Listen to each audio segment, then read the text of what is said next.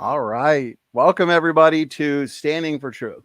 My name is Donny, and I am your host and moderator for tonight's much anticipated showdown between Grayson from Based Theory and NephilimFree. This has been in the making for a while. I am pumped to see Grayson and Neph, both no strangers to debates, that's for sure, and both very knowledgeable and well studied on the origins topic. And so I am very excited to see what these gentlemen are going to bring to the table for tonight's event. Specifically, we are debating intelligent design versus evolution. And so, gentlemen, let's get acquainted before we get into our opening statements for tonight. Grayson, always great to have you here. You make for some excellent debates. And so, Grayson, how you been? And a little bit about yourself and your channel. Yeah, I've been well. I'm Grayson. My channel is Based Theory, where I do debates about pseudoscience, such as intelligent design. Like Donnie said, I'm no stranger to these topics, so I've been looking forward to this. I first became aware of NephilimFree over 10 years ago at this point, so it's been a long time coming. He's been on my bucket list of creationists to debate for a while now, so I'm excited for this one. Yeah, he's about one of the only ones you haven't debated, Grayson. So I'm sure we'll probably get a debate trilogy possibly out of this. Neph, as you heard, you're one of the OGs. And so, Neph, it's great to have you back in the debate octagon. And so, how have you been? A little bit about yourself and a little bit about NephilimFree, your YouTube channel. I'm very excited to be here tonight. Thanks for hosting, Grayson. Thanks for being willing to debate. My name's Evan. I go by NephilimFree. I've been doing creationist apologetics and Christian apologetics since about 2006. I opened my YouTube channel in 2007. I love to debate. My favorite subjects are intelligent design, creation, evolution theory, and the Noahic flood. And so I've been a Christian apologetics. Creation apologetics is probably the single subject that fires me up the most. It's what really it's kind of changed my life because I found a need for this kind of a thing, and as many others have, and it really excited me that I found so much support for my worldview, and I was able to study those things and make arguments. And it was something that I really love doing. So it's been my favorite hobby for many years now, going on 18 years. And I'm really stoked about being here tonight. It's been a while since I've been in a debate. And so this will be a lot of fun. I agree. This is going to be a lot of fun. Two seasoned debaters in the sense that you both had a lot of debates on this topic and you've both done a lot of study on this topic as well. And so for those in the audience that want to see more from our guests tonight, Grayson and Neph, do check the description box and also the live chat where my faithful mod here, Doki Doki Bible Club, I appreciate it, brother. He's got both channels linked for people to check out. Okay, so for the format, it is going to be more informal. We got a lot of time for discussion tonight, which I think is going to be great in light of tonight's topic, intelligent design versus evolution. So we're going to be having 10 minutes each to give a presentation and just lay out some arguments and set the foundation for what we will engage in discussion. And then we're just going to jump into some discussion. A lot of discussion, about an hour, 60 minutes of discussion, and then we'll get you guys in the audience involved. So I know you're all as excited as I am. So please, if you do have a question for Grayson or a question for Neph, just let me know who the question's for. Do your best to tag me if you can at Standing For Truth or at Donny, and that way I won't miss them. We'll have some fun with your questions.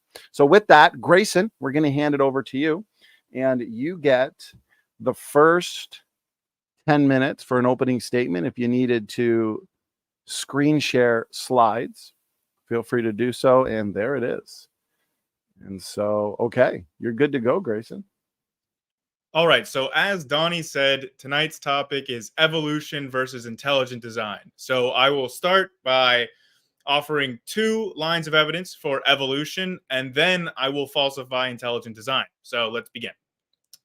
This is the only slide I need to demonstrate the veracity of evolution.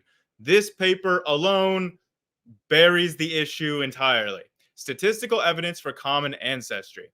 So what this study did from 2016 was they did a statistical test on real life genomic data. As you can see on the bottom right there, they tested 2 models against each other. The common ancestry model, which would be the evolutionary model, and the separate ancestry model, which would be the creationist intelligent design model. And they used a statistical test on real genome data in primates to test these 2 models. And they even accounted for the functionality of all the genes that they were testing for, because they specifically tested the third amino acid, the third nucleobase in the codon. So there's a degeneracy in the DNA codons where the third position can be different and code for the same amino acid. So that's what they were looking at. And so there was, there was variance between them, but no functional difference. So you cannot say that these differences or these similarities are due to function, because they're all coding for the same amino acid sequence of proteins. So they controlled for any kind of rebuttal from creationists about, oh, it's only similar because of common design. They controlled for that in their analysis. And what they found, I will quote here from the study: the common ancestry model provides the best explanation for the data in a direct comparison between common ancestry and the family level separate ancestry model. An observer that thought that both models were equally valid will, after evaluating the sequence data, be essentially certain that common ancestry is correct. The posterior probability for the family level separate ancestry model is about 10 to the power of negative 4,528. That is an infinitesimally small number. And on a suborder separate ancestry model, it was 10 to the power of negative 124. So just to put that into perspective, 10 to the power of 124 is more than the number of atoms in the known universe, substantially more. This blows out separate ancestry and completely falsifies it as a model. Just this statistical test alone, I can rest my case on. But I will continue, because evolution has also made verified, tested predictions. For example, this is a phylogenetic tree constructed by genetic similarities. As you can see, humans and chimpanzees are the most closely genetically similar species between humans and any other animals. So the evolutionary prediction would be that we should find lots of intermediates between humans and the most recent common ancestor that shares traits of humans and chimps. There should be lots of these transitional fossils found that have mosaic properties about their anatomy. And that's exactly what we find. We find lots of them, from Homo erectus, Homo habilis, Australopithecus, Ardipithecus, Sahelanthropus, and Aurorine. There are tons of examples of these transitionary fossils that, again, have the anatomical features that are predicted by the evolutionary model. There's literally tons of them, just from humans to the most recent common ancestor between humans and chimps. This is just one example, but you can do this with more than just 2 species. You can look at groups. For example, this group right here is known as tetrapods. That it includes humans, dogs, mice, chickens, lizards, frogs, etc. They're all tetrapods. And the most genetically similar animals to all the current tetrapods are lungfish. So the evolutionary prediction should be that we should find in the fossil record transitional fossils that have intermediate mosaic properties in their anatomy that are shared by tetrapods and lobe-finned fishes. And in 2004, scientists made this prediction that we should find this transition. They said it should be found in this certain layer that occurs near the surface in an island in the north of Canada. They went there and they found Tiktaalik, exactly what they were looking for, a lobe-finned fish with wrist bones and a neck, an exact anatomical transitional fossil. And again, I should clarify that we don't need to know if this fossil had any offspring at all, or if it is the exact transition or not. It does not matter. It could be a sister clade. It would be completely beside the point. All that matters is that it has the exact anatomical features evolution predicted in the layer it was predicted to be found. Here's more examples, right? Since whales and dolphins are mammals, then evolution would predict that they should have evolved from a land-based species. And we find all these transitionals. So you might say, hey, there's other marine mammals. How come we don't find their transitions? What about manatees? Well, here you go. Here's the transitions from land to sea for manatees. You say, oh, what about seals? Here's seals. We literally have the transitions from land to sea for all of these species. Here's elephants, for example.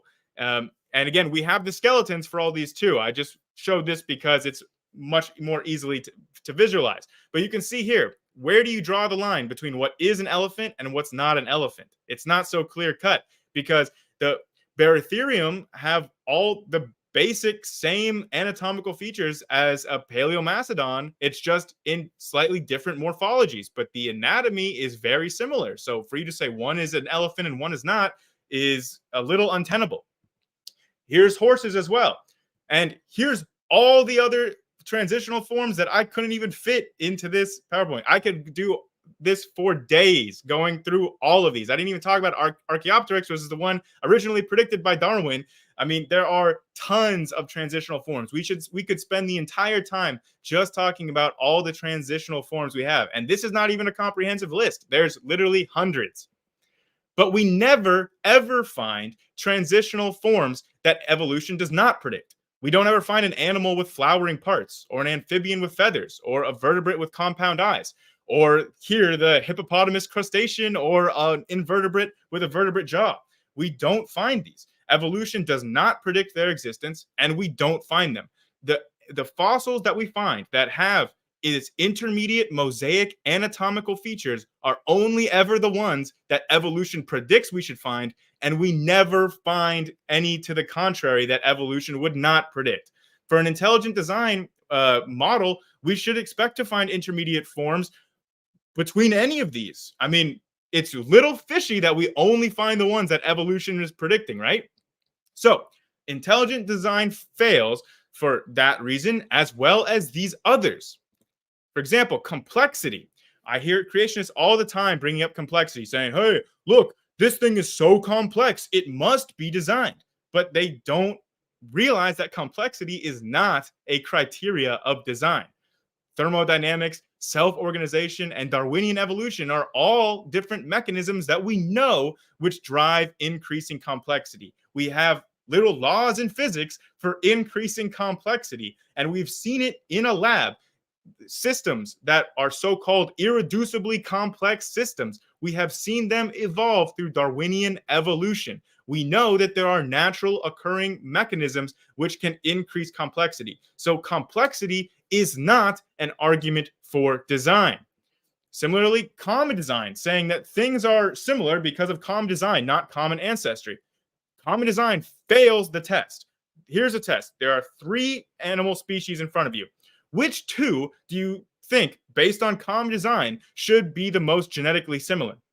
If you said the golden mole and the eastern mole on the left and right, you would be exactly wrong. In fact, the golden mole is more similarly genetically to the elephant than to the eastern mole. Here's the phylogenetic tree showing that they are more similar than any other true moles. So, I'm hoping that we can hear an actual argument and evidence tonight for intelligent design. Lying about the scientific consensus is not an argument. Quote mining from experts who disagree with you is not an argument. And expressing your own incredulity and saying things sarcastically is not an argument. I want evidence. I want an argument for intelligent design tonight. So hopefully NephilimFree can provide this. Thank you. Okay, thank you, Grayson, for that 10-minute opening statement. I do appreciate the visuals and your opening arguments. I can tell this is going to be a fantastic debate already. And so with that, NephilimFree, we are going to hand the floor over to you. And Okay, you I need to also share have- my screen. Sure, yeah. Let's see, how do I do that? I've forgotten. It's been a while since I've been done this. What do I click on to share my screen? Present right next to Click settings. present. Okay. Share screen. There we go. Okay. Okay. Okay. Uh-oh, do I have to be using Google Chrome for that? Google Chrome is, I believe, yes, I think it might be necessary. I don't even have Chrome installed. Are Let me you? try it with Firefox and see if it works. Okay, share screen. Let's see here. What are you using right now, Neff? Are you using Safari? Entire screen. Oh, wow. Hold on. Wow. There we go. Okay. Actually, Mark says you should be Right, able to. now. Oh, yep, I see it.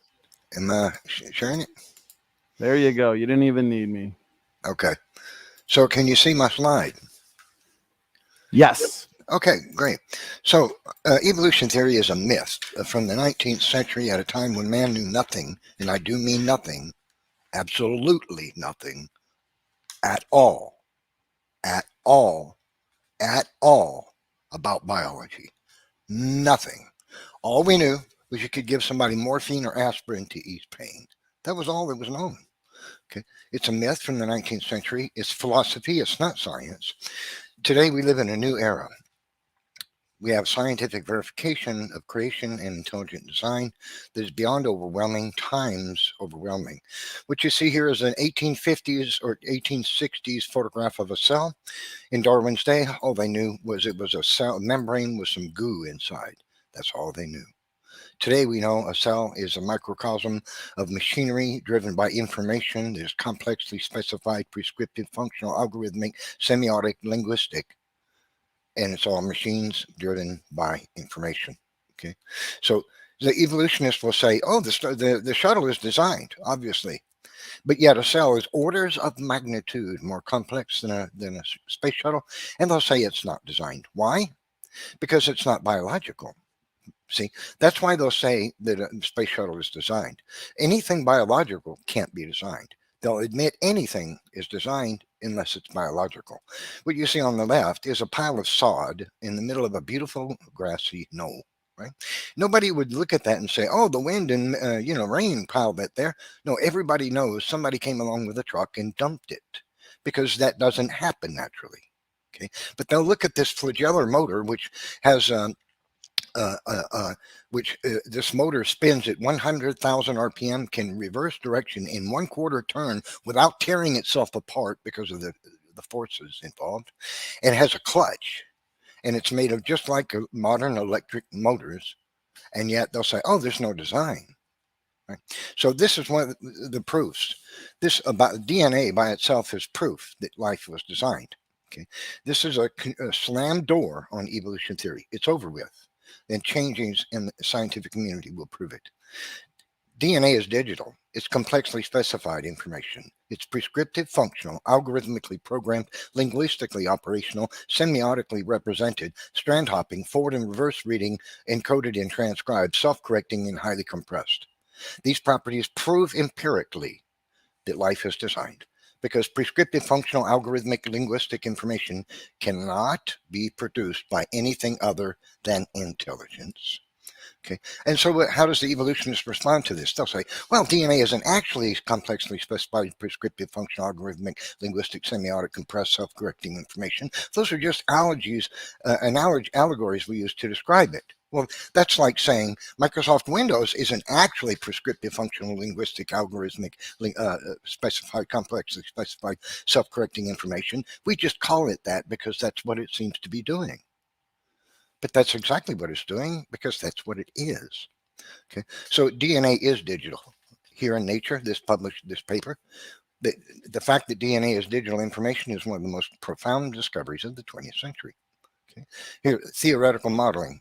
Right here, they say DNA operates by choice contingent causation and control, prescriptive information. That requires an intelligence.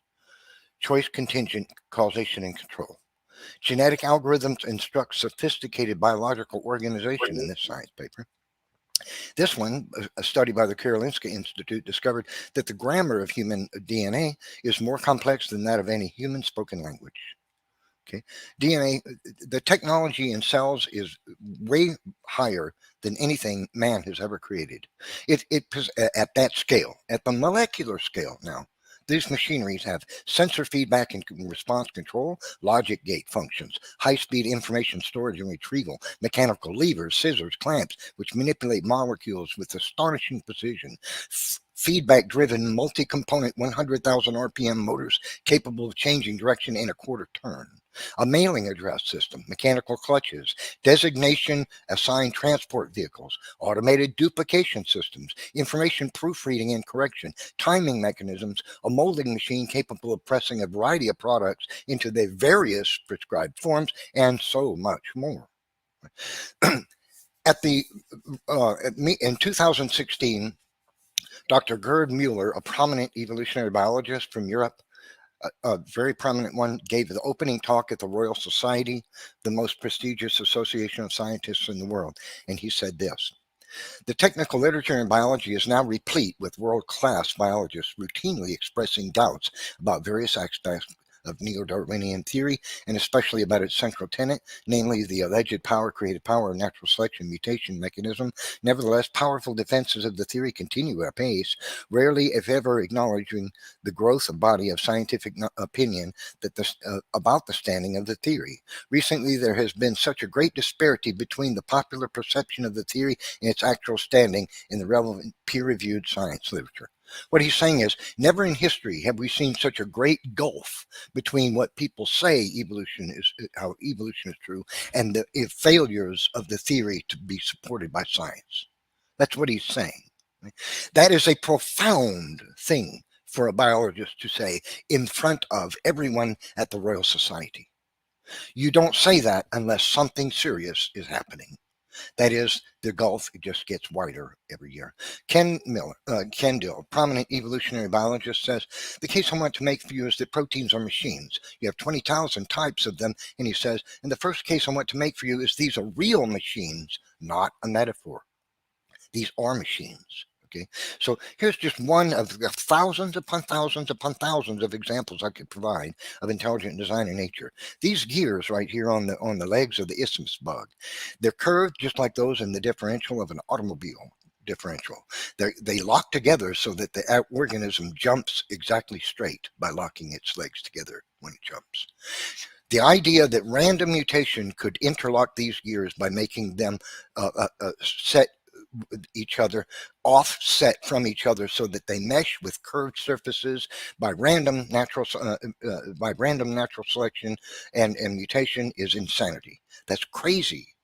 It's nuts to believe such a thing, that random mutation is going to do that any more than it's going to cause the cusps in the upper teeth and lower teeth to match. That's nonsense. Random mutations don't do that kind of thing. That's miracles you're talking about. Scientists have discovered that bacteria use quantum physics. Quantum physics. Researchers discovered vibronic mixing. They're modifying things with quantum physics in order to send energy where it needs to go. Quantum physics.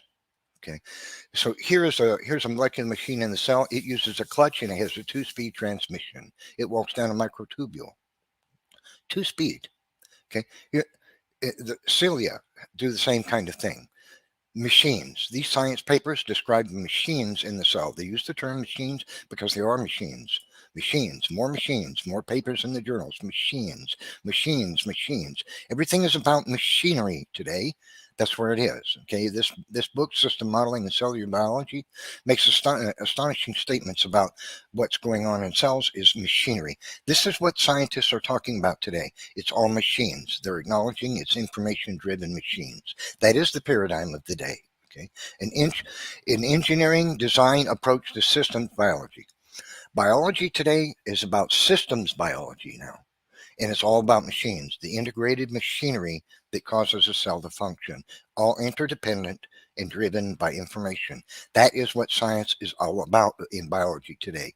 It's about information-driven machinery, which is all interdependent with each other. Okay, that is a change. Logic gate functions, binary information code, they have primary memory, they have latch timing systems, digital logic. It's all information technology. Today, when scientists discuss biology, they use intelligent design language.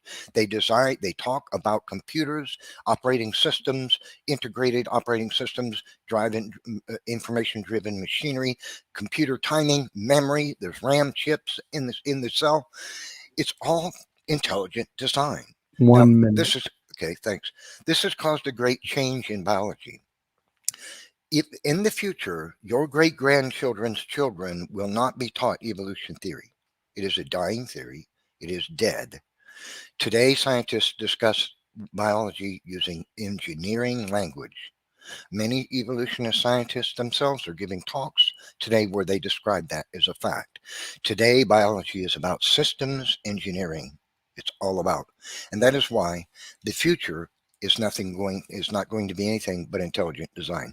In the future, the question will not be, are we designed? In 100 years from now, possibly much less, this question that remains will not be, is evolution true or is design true? The question will be, who is the designer? Not are we designed? Evolution theory is scientifically disproved. It's dead.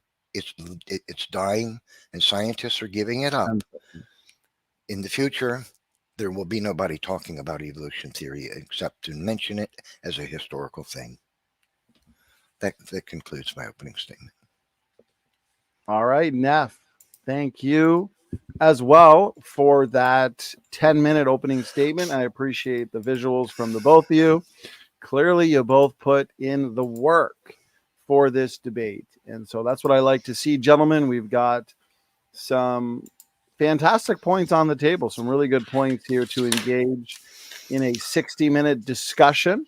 We want to do our best to keep it as equally timed as possible, making sure we're allowing each other to finish our thoughts and points, and also, most importantly, sticking to one topic and point at a time. So let's do this. Neff just finished with his 10-minute opening statement, and therefore, Grayson, let's allow you to pick the first topic that you'd like to go back and forth on in discussion. Go ahead. Okay, so I've got a question, but first of all, I want to say what I heard in that opening. I was looking for evidence and arguments, and I heard you gesturing to things are so complex, and you expressing incredulity about like evolution being able to create that complexity. And you said that evolution is a dead theory and it's been scientifically disproved. So that's an interesting statement. My question is, what is the scientific paper or experiment that disproved evolution? Every science paper that describes machinery driven by information is one that disproves evolution, though the scientists who published it won't admit it or can't admit it without losing their job. So the reason why is because machinery doesn't self-assemble without being instructed to by complexly specified information. Complexly specified prescriptive, functional, algorithmic, semiotic, linguistic information cannot arise by natural processes. It requires mental processes. It requires forward thinking. Molecules do not forward think. Matter is not forward thinking. Minds are forward thinking. So whenever we see prescriptive functional information, especially if we see algorithms and linguistics and going along with it, we know we're talking about something that came from an intelligence. That's precisely what DNA is, and that is one of the biggest discoveries in biology that proves unequivocally evolution theory is not true. So your argument is that DNA requires some sort of intentionality in order to make any sort of evolutionary changes? Absolutely. Mental processes, not material ones, are required to create prescriptive functional information, algorithms, and to apply linguistics. So, those cannot be produced by material processes. So what is your argument to support that conclusion? Well, that is my argument that forward thinking is required. You have to intentionality and forward thinking are required to create information is knowledge conveyed from a sender to a receiver, employing a language agreed upon by both parties. Okay, so to share knowledge requires forward thinking. You make a choice to share this knowledge. You're going to encode it, So or you're going to speak it, or write it, or send it one way or another. And it has to be about the future. There's a problem called aboutness there. Okay, matter is not about anything. Minds are about things. Matter is not. That means a mind was involved in creating it, not material processes. and so no philosophers, geneticists, or biologists agree with you other than the ones that are already creationists, right? Almost every creationist scientist, almost every, I'll say the vast majority of creationist scientists are men who were already PhDs in science and became creationists after they stopped believing in evolution. They were already an evolutionist, became convinced by the evidence, and are now a creationist intelligent design proponent. Okay, and how many of those are there? Thousands. Thousands. Certainly. And there are probably tens of thousands who are closet creationists, intelligent design proponents, who know they can't say so, else they will not be able to pay their daughter's tuition anymore because they will So lose their what job. is the evidence to support what you just said there? Is it just the vibes that you're picking up that makes you feel like that's true? No, it's the testimony of these men themselves. Read a book by Dr. Oh shoot, I can't pin his name off the top of my head. A book called "Slaughter of the Dissidents," research project. Jerry. Anyway, he's got more education than most 99% of the people on the planet, like 2 PhDs, 3 bachelor's, and 2 master's degrees. He interviewed numerous scientists or university professors who were terminated or demoted on their jobs for no more than simply mentioning that they thought intelligent design might have something going for it while they stir their coffee in the faculty break room. And Okay. it's well understood and known. Okay, so you essentially said that the discovery of things like DNA in the 20th century is what scientifically disproved evolution. So I'm very curious about this because when I think about the history of science, right, from the time when the consensus is overthrown, or from the time when the evidence came out to the time when the consensus was overthrown because of that evidence, is to my knowledge, in the history of science, is never more than a couple years. But here you're positing that it's been more than 70 years since when the evidence came out, and just the whole scientific community has not realized it yet.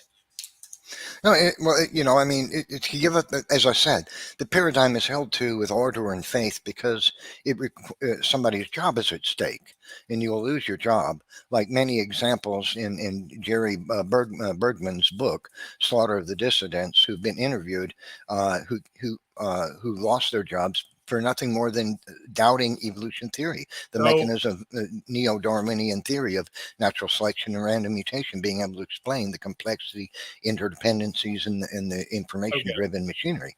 So in science, typically, the way that you make a name for yourself and make a lot of renown and potentially win even something like the Nobel Prize is you put forward evidence that overturns the consensus. That's like literally how you make the greatest careers in science. So each scientist is explicitly motivated to overturn the consensus with their own discovery. So every scientist is motivated to do exactly what you're talking about, but in 70 years, they haven't been able to.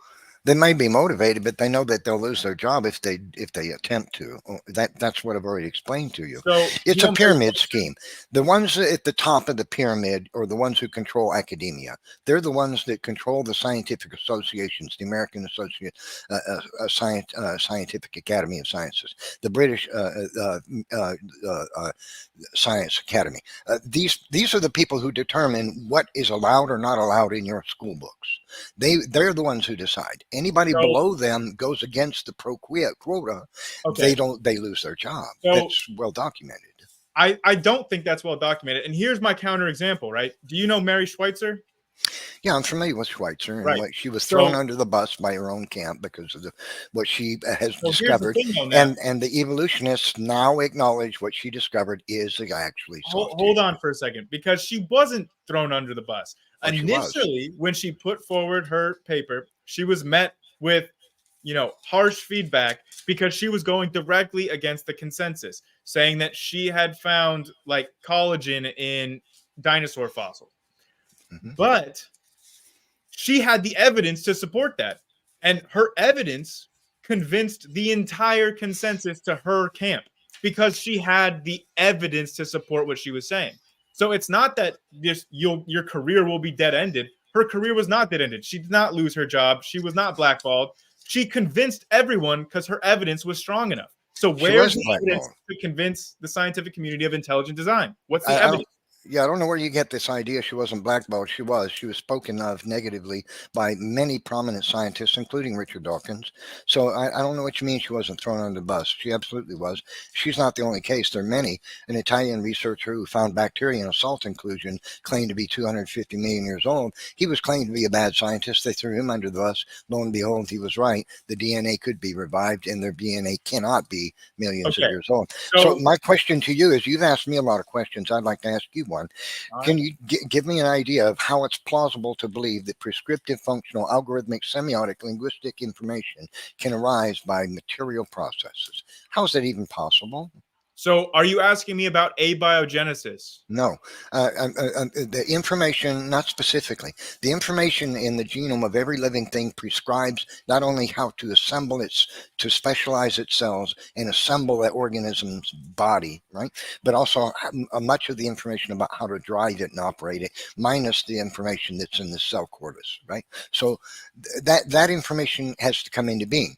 For you to believe that this kind of creature begat another fundamentally different type of creature over a vast age of time requires a continuous input of new information, right? You can't get a land-dwelling creature with legs and lungs from a fish without new information, right? Same thing with birds. You can't get birds from dinosaurs, three-toed dinosaurs, without new instructions. There has to be, because the genome of a reptile does Mutation. not. The genome of a reptile does not possess the genetic information to make the body parts that are in a bird. It's not there. Mutation. Right? Okay, so what is the evidence then that mutation is capable of creating prescriptive, functional, algorithmic, semiotic, linguistic information? We've seen it happen. Who has seen this happen? Scientists. I mean, if you What want a scientist has specific seen this example, happen? yeah, What if you, scientist has said, we've seen prescriptive, functional, algorithmic, linguistic information arise naturally? Because I can quote you secular scientists who say, we've never seen that. well, Who? one of my favorite Who? go-to examples is nyelinase. That's an entirely new protein that came about from mutations that has a new function that was not in the genome of the organism before those mutations.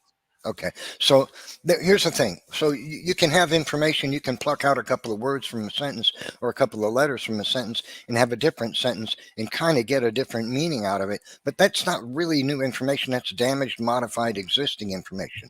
We're talking about information that codes for features, not degrading the biology of an organism so that it can somehow digest nylon, which has no effect on the structural design of the bacteria. No effect on it whatsoever.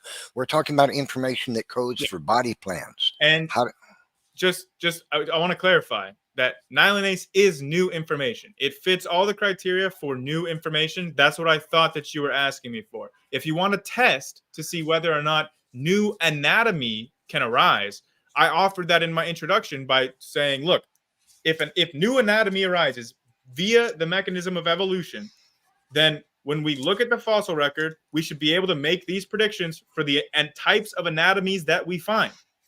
And then we find them. Okay, so what you're doing now is called begging the question. You're looking at the fossils and finding similarity in the homology between one variety of a particular kind or a genus of living thing and a similarity in another variety of a different genus. And these similarities pop up all over the place in the creation. So, and saying, look, I believe that this one is a precursor to antecedent to that one, and therefore the information had to come into being. That's not an explanation of how information arises by natural processes. I would like to clarify that I disagree that is what I'm doing. I'm saying, look, we are not just ad hoc, retrodicting this. We are making a prediction. And this is not just begging the question. This is how hypothesis testing works in empirical science. We say, if evolution is true, then we should expect to find fossils that have these intermediate anatomies. And then we go look for them. And if we find them, then we have supported our hypothesis. Yeah, but so we don't have them. But again, you're not giving us an explanation of how the information can arise naturally. The complex specified prescriptive. You have to be able to explain how algorithms, prescriptive functional information, and linguistics can arise without minds. You can't do that you just can't do that. And as for the fossil record, I'm going to say there is no fossil record that shows evolution. The transitional forms expected by the theory are absent. They're not present. Nobody knows about them. Did you miss my introduction where I listed dozens of them? Yeah, I know you gave us examples of what you think are transitional forms, but I'm just going to tell you that they're not. Why? Transitional forms. Well, because they're just similarities in homology. That's all they are. Well, no, they're not just similarities in homology. I want to be very clear here. Their anatomy, their anatomical features were what was predicted. Like with Tiktaalik, that we show me another lungfish that has a wrist bones and a neck. That doesn't exist unless you're looking at the fossil record in the layer that was predicted by evolution, and then we found exactly what was predicted. It's not like these are just homologous features. These are anatomical features that were predicted in intermediate mosaic arrangements. Now, before you respond, I just wanted to ask, Grayson, did you want to put up your visual of Tiktaalik or a couple of the transitionals to engage? You don't have to. I'm just suggesting maybe it might help the audience to see. I can, sure, but I don't know if okay, I'll put him up. It's up to you, and then that way maybe Neph can engage or respond to some of the specifics. For example, Tiktaalik would be a good one. All right, I'd be happy to. I'm also wanting to share something on the screen myself when he's done. Oh, okay. Well, look, I listed these ones here for human evolution. I listed Tiktaalik for tetrapod evolution here.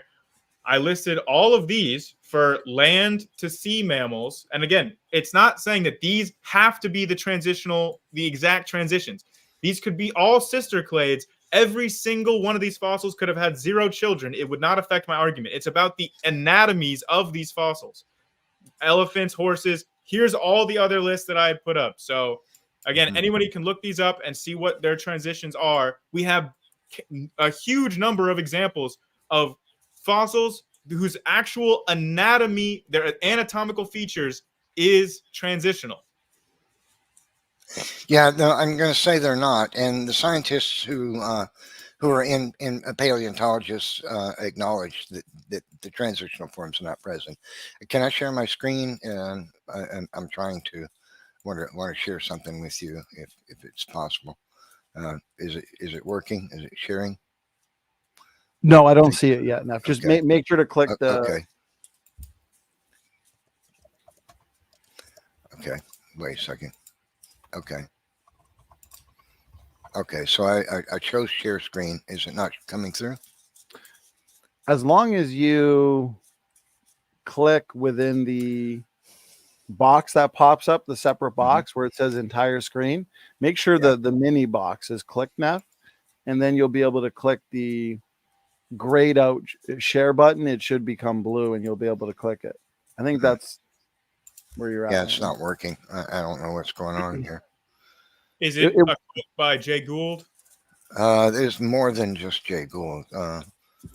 Let's see. I can read a quote from Jay Gould too, saying it's infuriating to be quoted again and again by creationists. I understand that.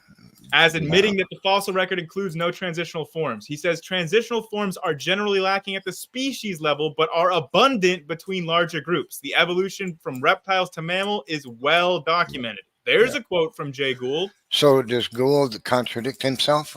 I would think. No. Right. So what he's doing is, I'm trying to share my screen again. Okay, is it not sharing? Which step are you in the screen sharing process? Let's start right from the beginning. If you click present, should be Yeah, right it next. says share screen. I click that, and then I get a blue box with some other stuff, and there's nothing clickable except the screen share screen thing. When I Is do, there an option that says entire screen to the far right? well, I think I've selected that, and now it's not letting me go back. It's not letting me. Is it your computer? Did it freeze up? No, it might be that I'm not using Google Chrome, and Google doesn't like anybody that's not wearing their hats. Because it did work for your opening I presentation. know, yeah. Let me try to limit the number of windows I have open. I'm going to close the debate there, and now try again. Okay. As you do that, I'll let the audience know I'm all caught up on questions. I appreciate the super chats that have come in, the support, and also the really good questions that I'm looking forward to seeing Grayson and Neff engage. Shoot. How about that? It's not working. Crying out loud. Well, we have a paleontologist in the comments saying that transitional forms do exist. So, yeah.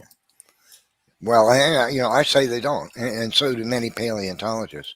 Why don't we do this then? Since your screen shares, okay. Because I'd like to maybe, if you could, Neff, offer a direct response or counter to.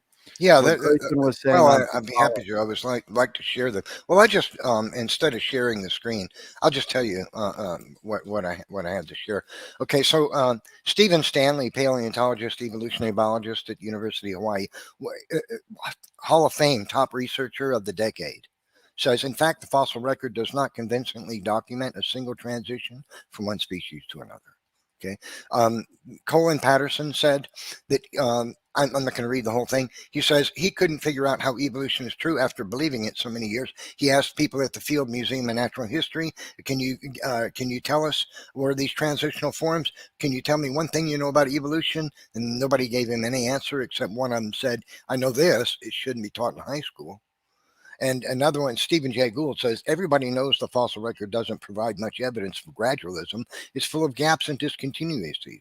Most species don't change. They get a little bigger or bumpier. They remain the same species. This remarkable stasis has generally been ignored. If it don't agree with your ideas, you don't talk about it. The fossil record doesn't document gradual change, and every paleontologist has known it since Cuvier. I have hundreds of these statements from the most prominent scientists in the world. So what you see here is what's going on here is. Let me respond to something. Well, let me finish. I'll jump in, Neff, because you did get a few quotes out. I do appreciate that. Okay. Let's now give Grayson the opportunity to respond to. Okay, so this is kind of what I was talking about in my opening with quote mining, because some of the people that you're bringing up, like Stephen Jay Gould or Stanley, these are like supporters of like punctuated equilibrium. So they're talking about gradualism because they support a different idea of evolution. That is still evolution, mind you.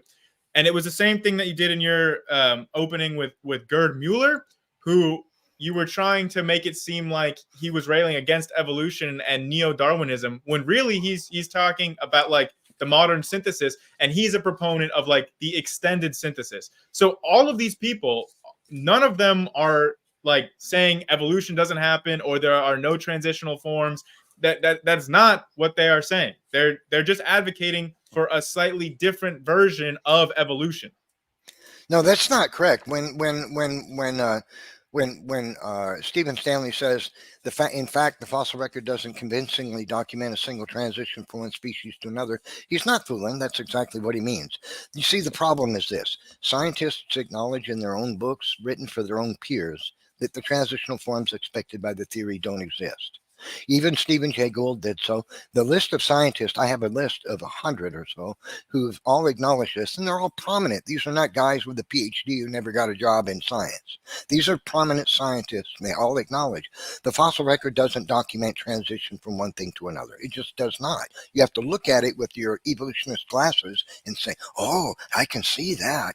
But that's where it lies, in the imagination. Okay, so they can't acknowledge to the public that what they've said in their books written for their peers. Okay, I gotcha. It's all behind closed doors. I gotcha. But here's what I want to ask you about that then.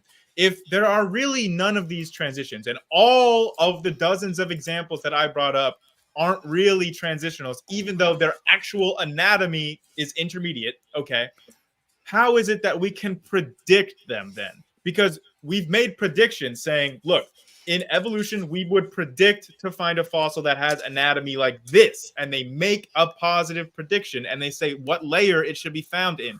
How is it that we can make those predictions that are then tested and we found what we were looking for? How can we make successful predictions if we don't have any transition fossils at all? Sure. So the creation has enough variety that an evolutionist can look at anything and say my prediction came true. The big problem is every fossil is an out of place fossil. I bet you didn't know that. There are no fossils that are concordant, and they're all disconcordant. They don't fit the evolutionary. Where's your evidence? And I'm going to give you an explanation of how that's true. Every single fossil is an out of place fossil. It's not where it's supposed to be. Every single one. And here's why. Because marine creatures are found in the same strata as every living thing on this planet. Everything. Okay, that means fish, starfish, crayfish, lobsters, crabs, echinoderms, all kinds of brachiopods, all kinds of marine creatures are found in every strata where you find living things, whether they be marsupial, mammal, or a bird, whatever. Okay, so here's exactly the problem. As evolution predicts. Right. So here's the thing. Here's the problem. Okay, so T-Rex or a hadrosaur doesn't die and go swimming 20 or 100 miles off the coast, die in the ocean, bloat, and then pop and sink to the bottom of the floor and remain in weight. Right, doesn't. So, but he's buried with fish and crustaceans, right? So here's the thing. So either the hadrosaur took him a nice long swim off the coast and was buried with sea creatures in the ocean, or the ocean came onto land and buried this hadrosaur by bringing the sea creatures onto land in the flood of Noah, which took place. And see, that's the problem. When you find a hadrosaur, I got you. I understood. When you find a hadrosaur bearing with a fish, you have to ask: did the hadrosaur go swimming, or did the fish come onto land with the hadrosaur? Which one would it be? I got the problem. I understand. Which one is it? Here's the response: is that during the Jurassic period, there's both things on land and in water, and when they fossilize, they'll both be in the Jurassic period. At all of these various periods, there's things that exist in both water and on land, and they will fossilize in the same geologic layer, namely the Jurassic period. So this is why what you're going through is logically fallacious, because guess what? Land animals exist at the same time as ocean animals. Do you realize what you're saying is every place there's a land-dwelling creature has been flooded with fish and crustaceans? Nope, that's not what I'm saying. It has to be, because we find them in the same strata as the fish and the crustaceans. How is that Nope. not what you're saying? Based theory. What you're saying, Grayson, is, and you may not realize it, is that everywhere we find land-dwelling animals, that place has been flooded, brought fish and crustaceans to the same place. Well, then how do you explain the fact that the hadrosaur and every other type of living thing, including birds, is found in the same strata with fish, crustaceans, and brachiopods? I just explained it, because the same strata that you're talking about represents a geological time period. And that time period, guess what existed both at the same time at that time period? Land animals and sea animals. They can be, look, here, what you said about every single land animal has been found in, like, when you say same strata, I would like to clarify. You're talking about in, like, the same location, right? Not strata, because no, you can same have strata. No, sir, the same strata. You can have marine strata and you can have terrestrial strata that are from the same period. They're both Jurassic. No, I'm talking about same strata. Okay, if you dig down and you find a fossil of the hadrosaur, and he's in a strata, That's in a formation of strata. There'll be this strata, the one below it is then this one, then that one, then that one, then that one, then that one. That series of strata. Okay, you go 50 miles away and dig down, guess what? The very same series of strata. That strata 50 miles away or 150 miles away, the same series of strata, okay, was created by the same moving water that created the strata where you find the hadrosaur, because the same series of strata, it's exactly the same ones, right? So if you find a fish next to, you don't have to find the fish right next to the hadrosaur. You can find it 10 miles away in the same strata. That same strata was created by the same event for both locations, and yet it possesses fish, brachiopods, crabs, crustaceans, right? Time out. If a raccoon here in Texas dies and is buried and becomes a fossil, and an octopus off the coast of Indonesia dies and sinks to the bottom of the sea and gets buried, and they both fossilize, they will both be in the contemporary geologic layer. They will be in the layer from here, even though one died on land and one died in the water. The same strata. There are two laws in geology that refute that. One is the law of lateral continuity.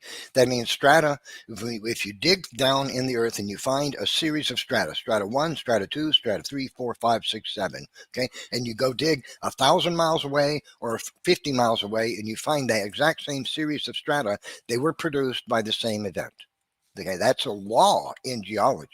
That's what they'll teach you in university. It's called the law of lateral continuity. Okay, and there's another, which is that strata are laid down horizontally. If you ever find them in a different position, that means they've been changed in position by geological forces after they were deposited. Those are two primary laws in geology. So the same strata we find crustaceans in, we find all these living land creatures in. What you're trying to tell me is every place there's an animal that is buried, no matter whether it's from Jurassic, Triassic, Mississippian, or Silurian, whatever era, it was also inundated with water because it has marine fossils in it. That's a fact of science. That's not at all what I'm trying to tell you. Look, there are formations that are aeolian formations, wind deposited, no water involved. There's tons of formations that were not formed from any water involvement. Okay, that is not at all what I'm telling you. All I'm telling you is that in the scientific consensus during the Jurassic period, there are both land animals and sea animals, and if they die and fossilize, they will both be in the Jurassic layers. This is not difficult to wrap your head around. Okay, so what I was talking about is the principle of lateral continuity. It's a law in geology, okay? And so the problem for the evolutionist is that we find in the same strata where we find dinosaurs, we find birds, we find sea creatures. And this just can't be explained by anything but the no way. It is. I just gave you an example. Aeolian formation. It is true. We find fossils in aeolian formations, right? Okay. In formations that didn't have any water. There's no marine animals in those formations. They're full of terrestrial animals and animal tracks. And what kind of materials would that be, do you think? Sandstone, right? A lot of them are. Right. Do you know dinosaur fossils are found in sandstone? In fact, brachiopods, crustaceans are found in sandstone. Okay, sandstone is not void of water. So now all sandstone is the same. Sandstone is created by water. You don't get sandstone can't be created by. There are aeolian formations of sandstone that are not water formed. Let me finish. Sandstone doesn't form without water. Okay, because aeolian formations do. Okay, the aeolian formation is now stone. Okay, sandstone doesn't form without water, bringing the minerals that bind the grains together. Okay, you don't get sandstone without water. Okay, so evolutionists love to point to, well, that dinosaur was buried in an aeolian formation. That's why he's there. But that doesn't work. You see, that's how they try to explain it away. But you know why it doesn't work? Because if a creature died in a desert when he was buried in a sand dune that somehow collapsed on him, where does anybody find sand dunes that collapse? I'm sorry. So wait a minute, please. So that doesn't work. And here's why. You've been going for a long time now. Because, well, look, I'm trying to help you understand something. If sand dune did somehow collapse, I can't figure out how, but if it did and buried a creature, you know what would happen to the animal? It would become a mummy, not a fossil. because it would desiccate. It would get dried out. It Okay. wouldn't turn into a fossil. That's why we know the Citation sandstone needed. is not formed by Okay. aeolian process, Come on. but by watery Okay. deposition. Okay. Okay. Grayson, So, go ahead. if I could just respond here, because oh my God, I even lost my train of thought because you just kept going. Okay, so I don't even remember what my response was going to be, Neff. I had one. I was trying to say it, and you just never stopped. Well, we can talk for about 30 seconds apiece. That's not a problem. Right? Okay, I only well, need about 30 seconds. I if don't you need could just 3 like minutes. round out your points. Okay, here. I remember what I was going to ask you. I was going to ask you about Specimen Ridge. It's a very specific formation here where it has layers of like igneous layers from volcanic eruptions, and then petrified forest, and then another igneous layer, and then another petrified forest, and then another igneous layer, and another petrified forest. That cannot possibly exist in your worldview. I don't see why you say that. I just don't get that. Well, okay, That because doesn't make sense there's to me. there's no marine. Now we're talking about the flood of Noah. I'm happy to debate that with you another day. Okay. Well, there's no marine mammals in that formation. There's just forest animals, and then volcanic layer, and then another whole forest. So you don't just get a forest replacing other forest with a volcanic eruption in between like 30 times in the span of 1 year. But fine, Noah's flood is not the topic. Do you want to talk about anything else that I brought up in my opening, like maybe that statistical test of common ancestry and separate ancestry with actual genetic data that disproves separate ancestry? Well, phylogenetics, yeah, that the problem with that phylogenetics is that evolutionists are the more we study phylogenetics, the more incongruencies are discovered constantly at finding problems with it. And these phylogenetic trees are based on protein codes, okay? But similarities in protein codes are insufficient for proving evolution, because creatures that live in a particular environment are naturally going to have a genetic similarity with protein codes to another creature living in the same environment, because they have similar needs, dietary needs. Humans and chimpanzees both can digest potassium. So there's going to be a biochemical need for machinery in the cell, molecular proteins that process potassium, right? That's going to be a protein code similarity right off the bat. So that's all that is. So here's a statement by Linda Walkup, molecular biologist. Wait, if I can just respond to that before you read the quote. Okay, sure. Because I don't know if you heard the part of my opening where I specifically addressed how they controlled for functionality here, because they were testing the third codon position. It's because there's a degeneracy in the code where you can get the exact same protein, but there are multiple different genetic sequences because of that third codon position can be multiple different identities, and you still get the exact same amino acid sequence. So they controlled for what you're talking about specifically in their study. They accounted for that by looking at just that third position where there's degeneracy, and it could be anything, and it was still homologous. So you cannot claim that it's homologous because of functionality, that they controlled for that specifically. Yeah, again, protein similarities aren't going to provide adequate evidence for believing evolution, because environmental requirements are going to show that there should naturally be similarities in proteins. The problem for you is, how do you get a protein to evolve? Proteins are incompressible information. You can't compress it. You can't evolve proteins. It doesn't work. When amino acid substitutions occur. Wait, I've been talking 11 seconds. When amino acid substitution mutations occur to protein codes, it makes the protein less efficient at its job or completely dysfunctional. That's where you get so many human diseases. But you're wanting to believe that mutations to protein codes makes us similar, when really what it does is degrade organisms. Okay, wait, Neff. I just want to be very clear, because they controlled and accounted for exactly what you're saying. I'm saying, look, you acknowledge that you can have the exact same protein, exactly the same amino acid sequence, exactly identical proteins, but you can have different genetic codes because of that third codon position degeneracy. You can have two different genetic codes that code for the exact same amino acid sequence. So they accounted for that. Yeah, I understand that they'll work out their science any way they have to. I'm only pointing out it's a fallacious argument from the basis, from the ground up, because proteins can't evolve. Firstly, mutations don't.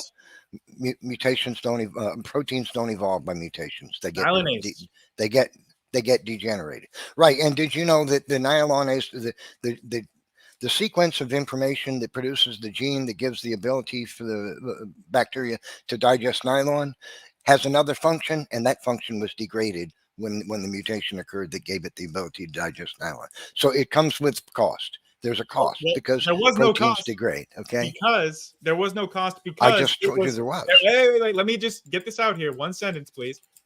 There was no degradation or cost. That's not true. Let me just talk, Neph. Come on. I know you want to interrupt, but just let me finish one sentence. There was no cost because there was a duplication. The original version of the protein was still present. Then the duplicate is the one that underwent the frameshift mutation and became nylonase. So all it is you maintain all the same original functions. You now have a duplicate version that has a novel beneficial function of digesting nylonase. That's protein evolution, buddy.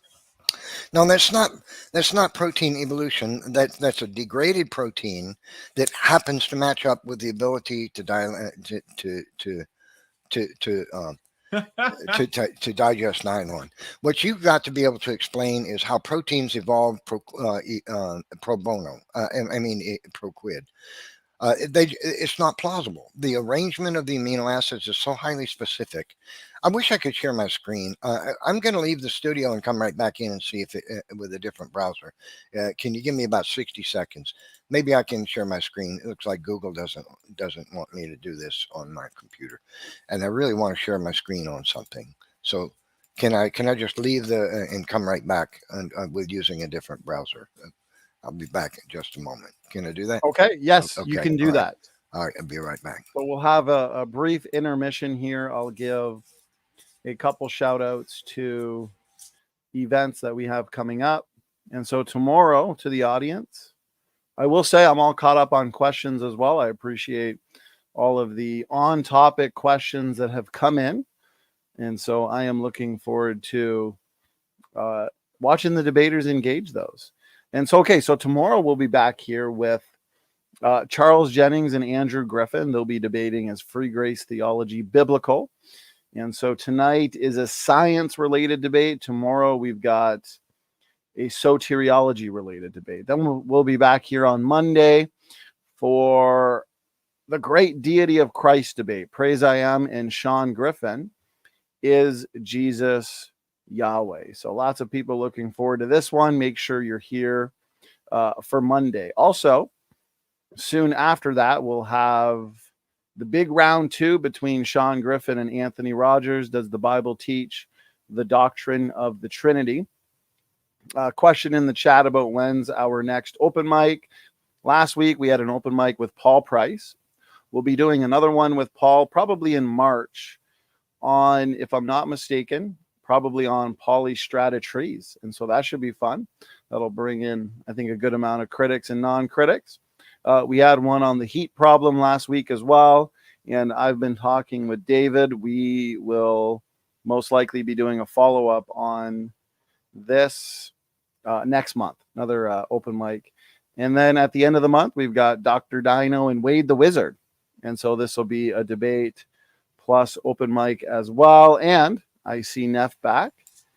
And so, Neph, let's look like it worked because I see Great. Your screen is shared. Right. So I'm going to share a few examples of intelligent design with you. So what you see is a planetary gear system. Okay. This thing would probably not withstand 20,000 RPM. It would probably come apart. Man's machines don't work so great. Okay. What you see on the right side, guess what? That's a planetary gear system. It spins at 100,000 RPM. That's what drives the bacterial flagellum in some species of bacteria. 24 helical gears, all operating in synchronicity. Those are real gears. That's at the molecular level. This is intelligent design. This is a system of planetary gears that outperforms anything man makes at the molecular level. Everybody knows what this is. This is the duplication machinery of the cell. Okay, it operates in a series of complex series of steps with scissors, clamps, produces a strand of the DNA moving, spinning at the speed of a jet engine turbine when it comes out. This is a ribosome, which operates by choice, contingent, causation, and control. It has logic gate functions. This is what's published in the science journals by secular scientists. It is machinery. Okay. It is outrageously complex. Here's a simple example of the molecular machinery. These proteins, when they align with each other, act as levers and clamps. It's mechanical. That's what this is a proteasome. This is another machine in the cell, right? It produces repetitious behavior because it's machinery. This is what it's doing. If man made saw something like this made out of steel, he'd say, oh, look what the engineer made. But then we see it in biology, and the evolutionist is going to say, oh, that's not design. This is ATP synthase. It's CAMs with moldable proteins, levers. Each one of these little circles is a single amino acid. That's how specified and complex and minute this is. They're levers which change the shape of molecules. They manipulate individual molecules. They're levers. That's mechanical. Of course, everybody's familiar with ATP synthase and the proteasomes. Let's stop there because you went through a few. Okay. I do appreciate it. Let's, to be fair, let's now hand it back to Grayson. Grayson, feel free to take equal time if you need to, and go ahead. Okay, so basically all I'm seeing here is gesturing at complexity and saying, see, it must be designed. But again, like, I need an actual argument for why complex things can't evolve, because obviously I'm going to say all that stuff evolved. There's nothing contradictory there. And all I'm hearing is you saying that you think it's impossible, that you're incredulous, that like evolution can't do that. But like, why not? What's the argument? What's the evidence? Okay. So a couple of things. Firstly, proteins can't evolve. Okay, random mutations don't build complexly specified information. You can't get an amino acid change as a function to produce a novel protein by natural. Again, it caused a damage to a protein, and it had had a lucky side effect. That's all that was. Okay, okay. Now it's just lucky. What you're talking about, though, is a lucky side effect that produces complexly specified mechanical machines with countless moving parts that operate in a synchronistic pattern. Do you want to explain that with your lucky, your lucky random mutation? Yeah, we've observed that too. A what now? Yeah, we've observed that too. We've observed what? Of HIV from SIV, it literally required like a 4-part and irreducibly complex system, as per Behe, had to evolve in order for SIV to antagonize human tetherin. And during the evolution of HIV, we witnessed that happening. HIV evolves. HIV changes its genetic signature. That's not the same thing as a complex machine with numerous moving parts. Yes, it is. Operating in a synchronicitous pattern come into being when it didn't exist. No, you're talking that it literally is what you asked for, Neff. Yes. No, that is not. Nobody has observed a molecular machine arise in the cell. I just told you one. Never. Yeah. No, sir. It was a you're misrepresenting the information. It was a 4-component biochemical machine, if you want to use that word, irreducibly complex as per Behe's definition, and it evolved between SIV to HIV to antagonize human tetherin. That's how we have it HIV. Evolved from two. Okay, so one got modified. You're not talking about one coming into being. You're talking about the modification one. So you just misrepresented. How do you think evolution works, Neff? You just misrepresented the facts. I told you that we don't see them come into being, and we can. You said we do, and then you provide an example of one that gets modified by the cell, which is an intelligent design, not one coming into being. No, that's not how evolution works. That is. Somebody says, show me one coming into being. You can't show one that's already in being and then say, look, it was modified by me. Wait. Hold on, modified by the immune system. Modified. Okay, Neff, let him clarify. Go, Grayson, go ahead. When you say come into being, what do you mean by that? Or do you just mean poof out of nowhere? Well, that's what we're talking about. These machines coming from non-machines. That's what I asked you for, and you provided me with an example of something that already exists and gets modified to have a slightly different biochemical result, which That's is how evolution part of works. the immune system, which is program mutation. That's design. Okay, that's not evolution. You didn't give me any. Yes, it is. You played a card trick. I asked you for No, some machine coming into being. You gave me one that already exists and then gets modified. That's not the same thing. See? no, that okay. That is Not. literally how evolution works. You I take know you think something so. and modify it via mutations, and if it has a different fitness effect, it can be selected for or against. That's how evolution So works, Neff. how did it come into being? Wait. Things don't just pop out of non-existence ex nihilo into existence. That's not how evolution works. So you're pointing to something that you believe evolved, but it was already in existence and claim it did evolve. It came into being by evolution. But that's not going to happen because firstly, you're talking about something program mutation of the immune system involved in that. Okay, that's intelligent design. No, Secondly, yeah, program mutation in the immune system is intelligent design. we're not talking about And, that though. but that is what we're talking about. No, And we're not. secondly, you're not talking about the machines, the components, the proteins that Yes, I don't am. have function in the cell in any other place. So these molecular machines in the cell, the proteins they're made of are specific to that molecular machine. They don't have function anywhere else in the cell. Nothing. They only work on these machines. They are parts of a machine only. They don't float around in the cell and do other things. They do one thing. They're part of a molecular machine. That's all. You are telling us that these proteins came into being that had no function. The cell kept them around, and somehow they co-opted each other to produce these machines. That's what we need evidence for. You have to No, provide evidence the nobody proteins is can saying evolve, and then the machine can come into being by happenstance. no. Luck. No, that's a total straw man of evolution. That is not Right. part of the theory of evolution whatsoever. Every step along the way had a function, and then that function gets co-opted to serve a different function. Well, that's philosophy, not science. That's what you That's what believe. we observed with nilinase or with SIV to HIV. No, with The nilinase- examples I brought up have demonstrated exactly that. You're just saying, no, that's not an argument, dude. No, with nylonase, we didn't see any molecular machine components arise. We didn't see any molecular machine arise. It's a new enzyme. An enzyme, a modified existing enzyme. No, it's a Okay. new enzyme Right, that that serves has a new a- function. It's an existing enzyme Okay, that had a wait, damage event. Let me finish my statement, please. It's an existing enzyme that got damaged and now has a lucky side effect. Okay. What you need to be able to explain the molecular machinery of a cell is Okay. that the proteins are going to evolve and happenstance. They're just going to happen to have their outrageously complex form so that are complementary to other proteins and assemble themselves into a machine that does a necessary function, like create the energy molecule for the cell that the cell depends on. And you need the ATP before the machine can evolve.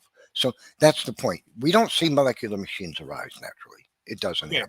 So again, at this point, you keep straying over to abiogenesis territory. I'm talking about evolution here, specifically with nilinase. That's not just like a slightly modified version of a pre-existing enzyme. Like it is a different enzymatic family than the original enzyme. That like it was a complete frame shift mutation. It's a totally different family, a class of enzymes, and it's got a totally new novel function. That is exactly what you're asking for with like a mutation, changing part of this cellular machinery, the enzyme, into a totally new, different function without losing any of the prior functionality because it was a duplication. You still have the working original. Yeah, I think you're missing some information here about the nylonase bacteria. There was a degradation to a protein code because of what happened. It has a lucky side effect that it gave the ability for the thing to digest nylon. That doesn't support evolution because it doesn't change the structural design of the creature in the slightest way. Biochemical changes or adaptations, which give a creature an ability to digest something or deal with something in the environment, doesn't support the theory of evolution. Evolution is a theory of origins. You have to be able to explain the features of living things. things with evolution. If you have the same anatomy, and that anatomy never changes, guess what? There is no tree of life. There is no evolution theory. Right? Okay. So pointing to biological adaptations in the creature, biochemical ones, doesn't support the idea that the creature got lungs when it had only gills before, or that it got legs when it had flippers but fins before, or that it had legs when it has only fins. You Right. see what I'm pointing out? Yeah. So Okay. that is exactly why in my opening, I said, if these anatomical changes are happening that the evolutionary model predicts, then we predict there to be transitionary forms that show intermediate mosaic anatomy. And then we find exactly the ones evolution predicts. And we never find any hybrid creatures that evolution doesn't predict. Like I went through all the examples. We don't find any intermediate anatomy between things evolution doesn't predict. Just So then, the predictions of evolution are verified. if Gentlemen, we can find we these, discuss maybe just to leave no stone unturned on Grayson's point? This is free flowing, so don't feel obligated to do so. But maybe some of the very specific anatomical traits or characteristics of, let's say, Tiktaalik. Maybe Neff wants to respond to those, and you guys can engage the specifics of that topic. Yeah, we can. I would point out before we do that the scientists admit the transitional forms expected by the theory don't exist. No, they don't. Hundreds of them do. I shared only 2 of 100 citations that I have available to me. 100. Okay. I'm sorry. They all admit it. Why don't we do this? Why don't we do that? Grayson, did you want to briefly reiterate what you are arguing about Tiktaalik being transitional, the transitional characteristics of it, and then we'll see what Neff's thoughts are in terms of it. Okay. So they look at all tetrapods today and lobe-finned fishes like lungfish, and they said there should be a transitional fossil species found with mosaic qualities of both of these groups. And then that anatomy that was predicted was found in the layer that it was predicted to be found within. It was a lungfish with, again, or a lobe-finned fish with wrist bones and a neck. No other extant fish species has those features. Those are intermediate mosaic features that were predicted, and we predicted where we should find it. Do you think, Neff, that is just getting lucky or a coincidence? Well, Jennifer Clack and Per Alberg and all those guys, I'm familiar with them. I've written an extensive article on the subject of fish to land wild creature evolution. It's got many problems, but again, evolutionist predictions can always come true so long as the creatures of the world produce the varieties that they do. By the way, land-dwelling tetrapod footprints, fossil footprints, have been found in strata that are believed to be older than Tiktaalik. Why is that relevant? So how could Tiktaalik be the transition to land-dwelling creatures from fish when tetrapods already existed at the time? On top of that, I would say... Wait, you just asked a question. Let me answer that. Okay.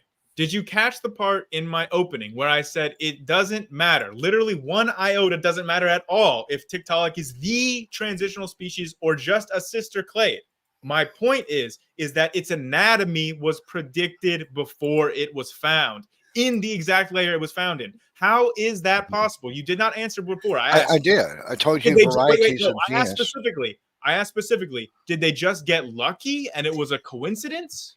No, everything in the imagination of the evolutionist can be found in the rocks, except the actual transitions. By just looking at the features of the creature, they can imagine, oh, that would have existed. See, that's how it works.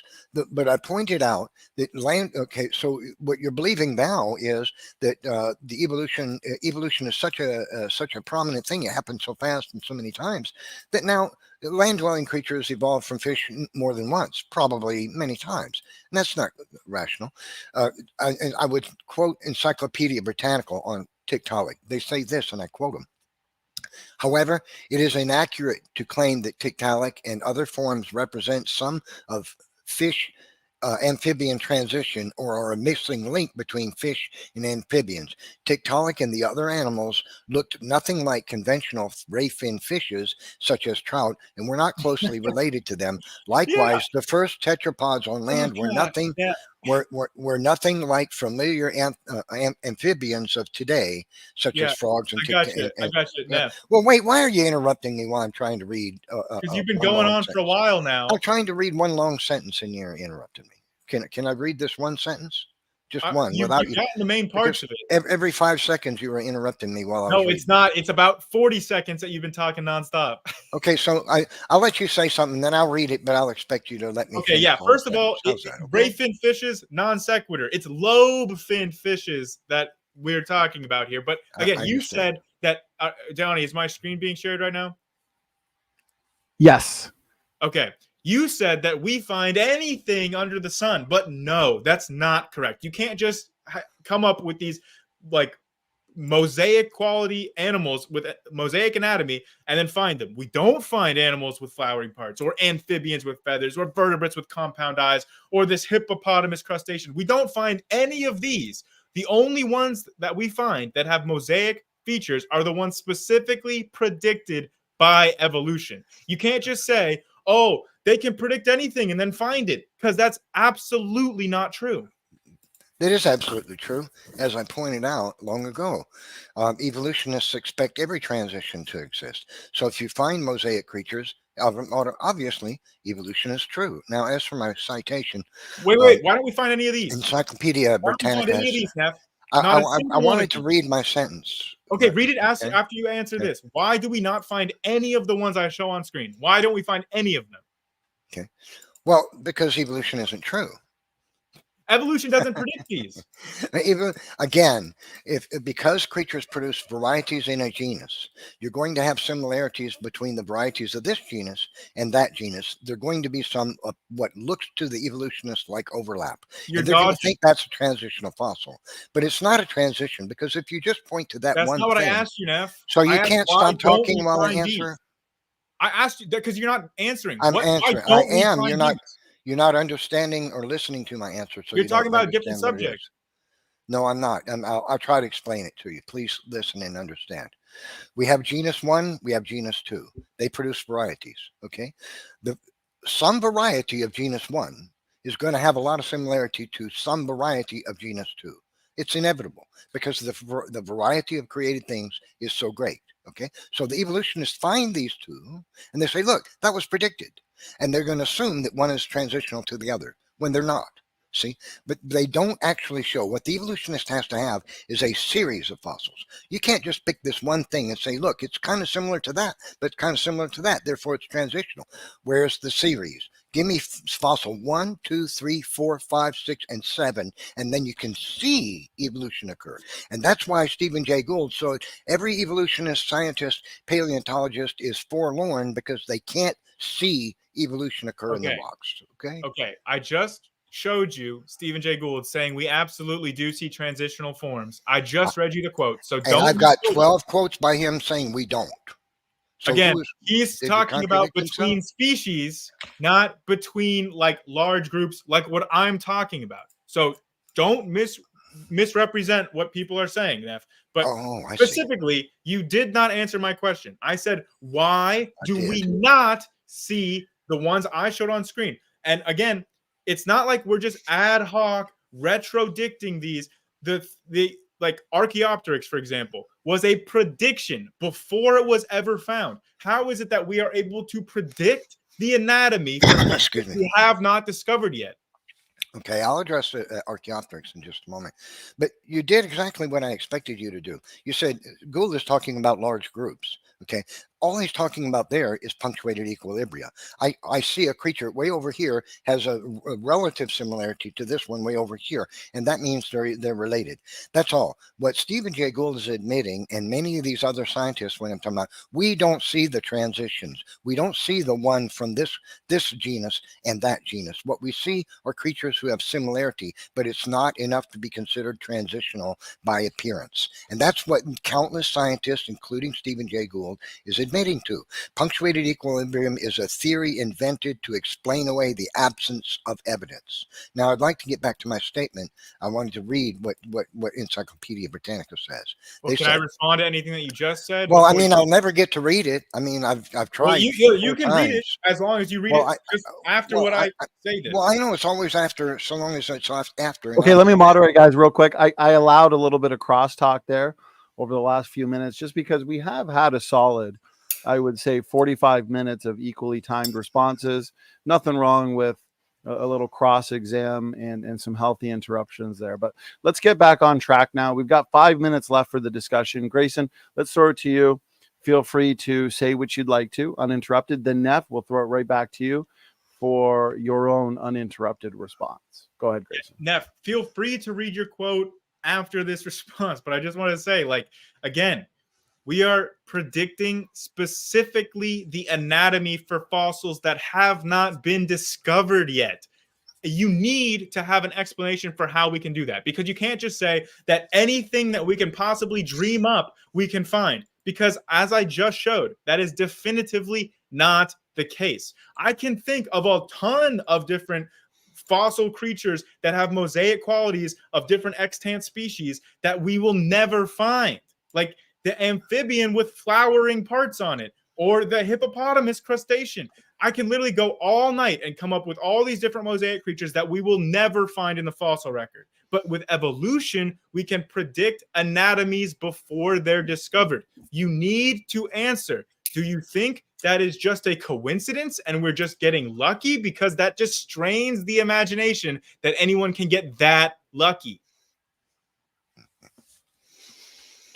Yeah, I did address that already about 4 times. Similarities in the homology, not anatomy, but homology between 2 varieties of 2 genus, and the evolutionist sees evolution occurring. And Gould was talking about different genus and similarities between genus, not transitions between them. And that's why he and countless other scientists acknowledge the transitions, the actual transition in between.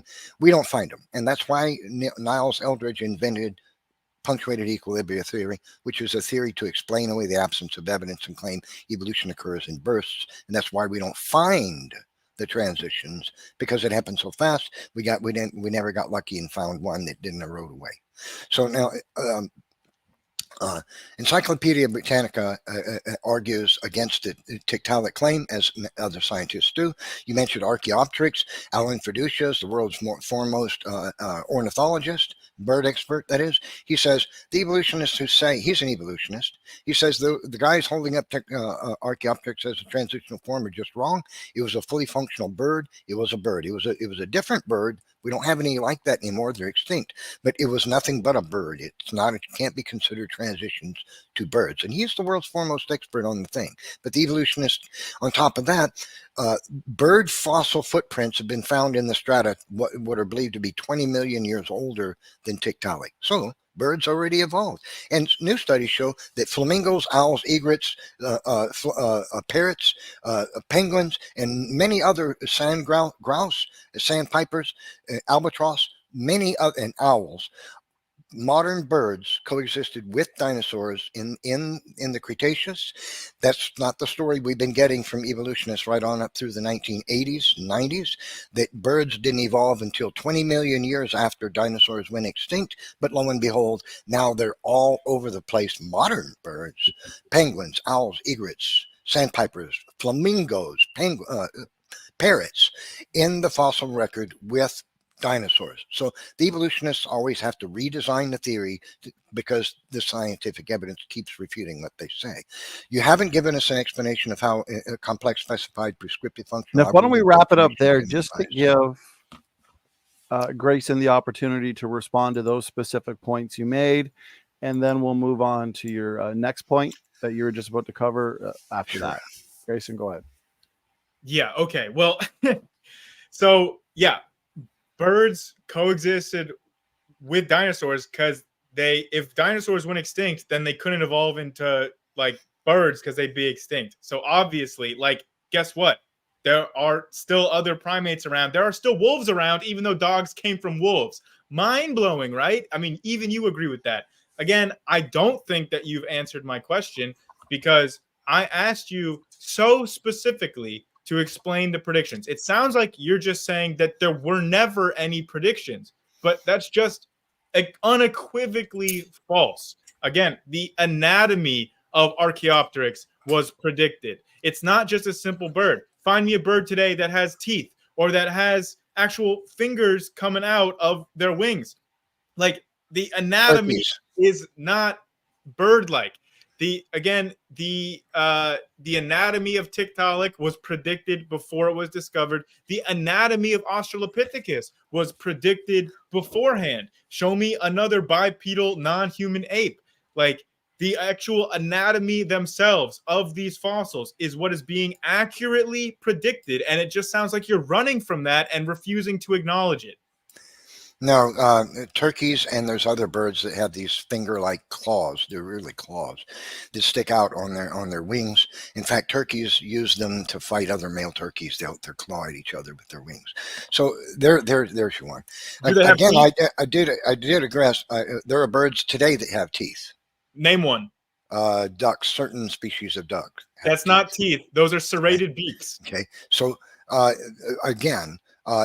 Alan Fiducia is the world's foremost ornithologist. You're pointing to a bird that has mosaic features, but it can't be considered, according to him, it can't be considered transitional. It's fully a perching bird with perching bird legs and hip design. Okay, so the fossil record doesn't show the evolution of fish. Of birds. The problem is, as I pointed out, evolutionists were telling us from 1840. Or 50, all the way to 1975 or 80, that birds did not exist on this planet until 20 million years after dinosaurs went extinct. Now we know that owls, egrets, flamingos, sandpipers, grouse, penguins, flamingos, and albatross, and others coexisted with dinosaurs. The evolution theorist was wrong. They were wrong. They're always wrong. They have to change the theory and say, oh, well, look, they did coexist. So they evolved earlier. That's how they fixed the theory. Say, oh, they just evolved earlier. But why are they always telling us what's wrong? No, they didn't exist until 20 million years after dinosaurs went extinct. But that was wrong. It was wrong for 140 years. It's still wrong. See, yeah, nobody's that's the problem. Yeah, you're just misrepresenting that. No, that's the facts. Everything I've said is 100% a fact. I understand that you believe that. Are you telling me that evolutionists did acknowledge that birds? Are you saying they didn't claim that birds didn't exist until 20 million years after dinosaurs? Where are the fingers here? Where are the fingers? I want to get to your statement about this. I want you to acknowledge. Are you telling us the evolutionists didn't tell us from 1840 to 1980 that birds didn't exist with dinosaurs until birds didn't exist until at least 20 million years after dinosaurs went extinct? Is that not what they've been telling us for 140 years? It's not. You're just misunderstanding now. Oh my gosh. Okay, everybody, please go investigate evolution theory, the history. Where are the fingers on this turkey? You claim turkeys have fingers. Where are they? What you just said is scientifically false. That Neff, is what you're running. Come on, man. Where are the fingers? You just misrepresented evolution theory. Where are the fingers on this turkey, Neff? That's not true. They have claws on their wings, sir. Where are they? Well, I can't show you in the picture. It's not. The picture is not showing it. Where are they? Look it up on the internet. Turkeys have a claw on their wing. I've looked. Turkey wing claw. I'm not seeing it. You'll find it. You're looking for pictures. Look for articles. You'll find it. Okay. They're not the only. There's no pictures of it then. And no, there are. That's not the only species of bird that has them too. There are others. Okay. Okay. So, yes. So where's that again? You misrepresented evolution theory when you said that's not what evolutionists said for 140 years. It is right on up to not very long ago. In fact, gentlemen, I just wanted to point out we are about 10 minutes into the bonus. We've got bonus minutes. We do have a lot of questions. And so did you gentlemen want to wrap it up here? Yeah, let's do that. Sure. Okay. And in a way, Grayson, you started the discussion. So Neff, we'll give you the last word. Did you guys want a minute or two to as in the form of a summary, or just go right into the audience questions? It's up to you. It's more informal. I'd like a minute or two closing statement. Sure. Yeah, let's do that. Okay. So Grayson, you started us off with your opening. So let's give you roughly 2 minutes for a summary, a closing statement. We'll do the same for you, Neff, and then we'll go into our Q&A. Grayson, go ahead. Okay, so I know that Neff feels like he answered my question, but fundamentally, he was not able to. I laid out very specific anatomical predictions and then the fossils that were discovered that matched those predictions. I asked, why is this just a lucky coincidence? Or why is it that they're able to accurately make predictions about the anatomy of fossils that we have not discovered yet? I didn't get any answer. I asked, why is it that we never find fossils that have mosaic qualities that evolution does not predict? How come we never find those? And I went through tons of examples and there was no response to that either. I showed that study that is literally the only study that you need to thoroughly discredit separate ancestry and intelligent design and show common ancestry, that statistical study of the genome.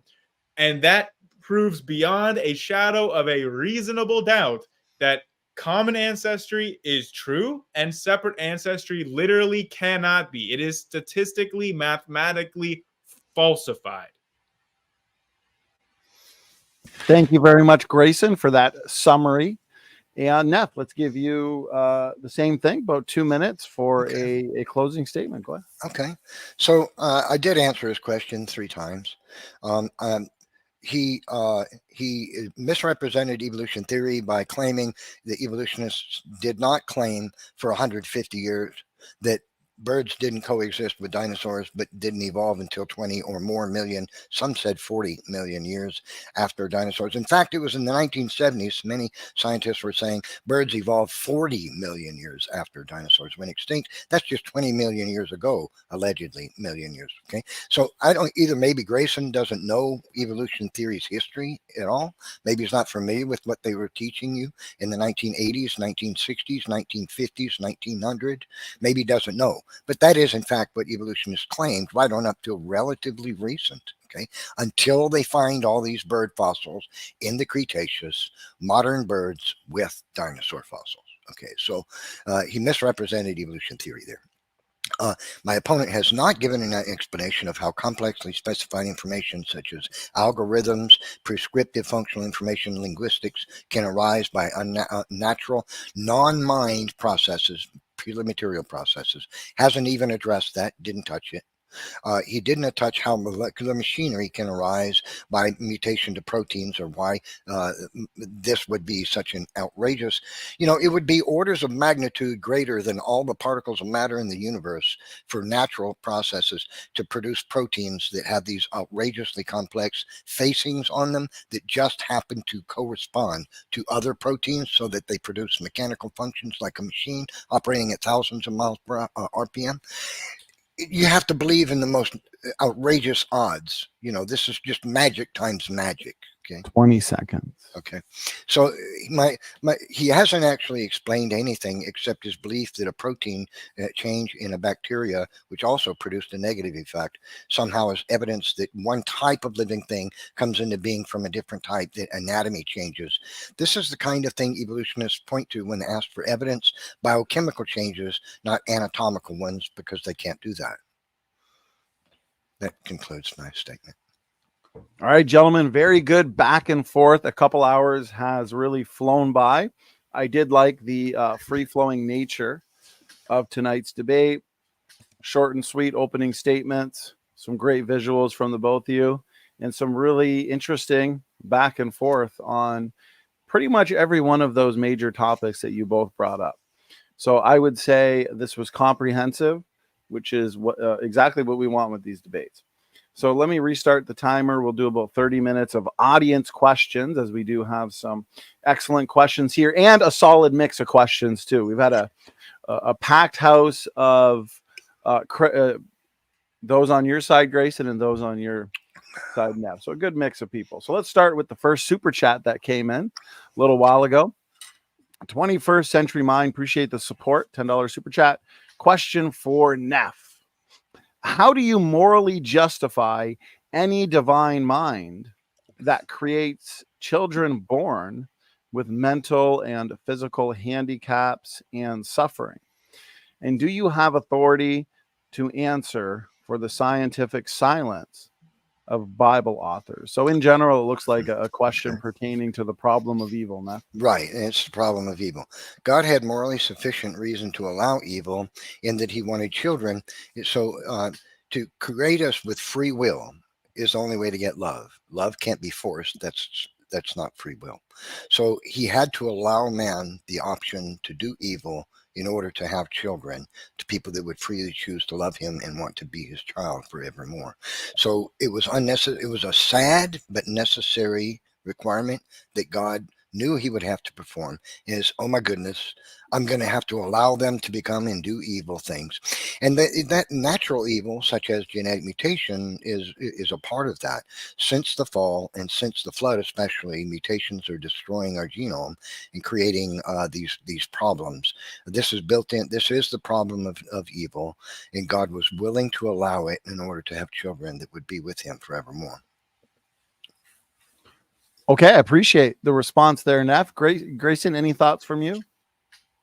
It's not really on the topic of evolution or intelligent design. It's more theology. So I would point out that mutations, the claim of mechanism of evolution, base mechanism of evolution, is what causes these things. And so the evolutionist here is really complaining about evolution theory. yeah, that's just not true at all. Evil's not caused by mutations. No, deformities and death are caused by mutation. Death, not really caused by mutations. Yes, but it is. Deformities, sure, but death, no. If evolution were true, why don't creatures live eternally? Why? Because then there wouldn't be evolution, buddy. That's not an answer. No, it literally is. If everyone was living eternally, then you would quickly overwhelm the planet, and there wouldn't be room for evolution. Yeah, I don't think the natural selection sees the future that way. I don't know. It doesn't need to. Yeah, it can't. It's not necessary to see the future. Yeah. It just, that's not plausible.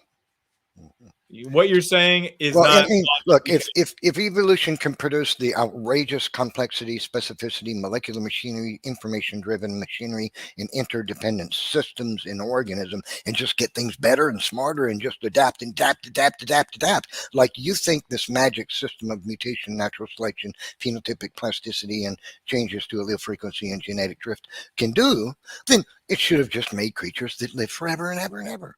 Right? Nope, that does not logically follow from it does. So the fact that creatures don't live forever, which is caused because organs die slowly, which is why we die.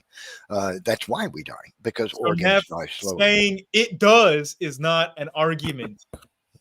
No, but it just doesn't concord with the claim that, natural processes build all this astonishing complexity and integration and machinery and stuff and information.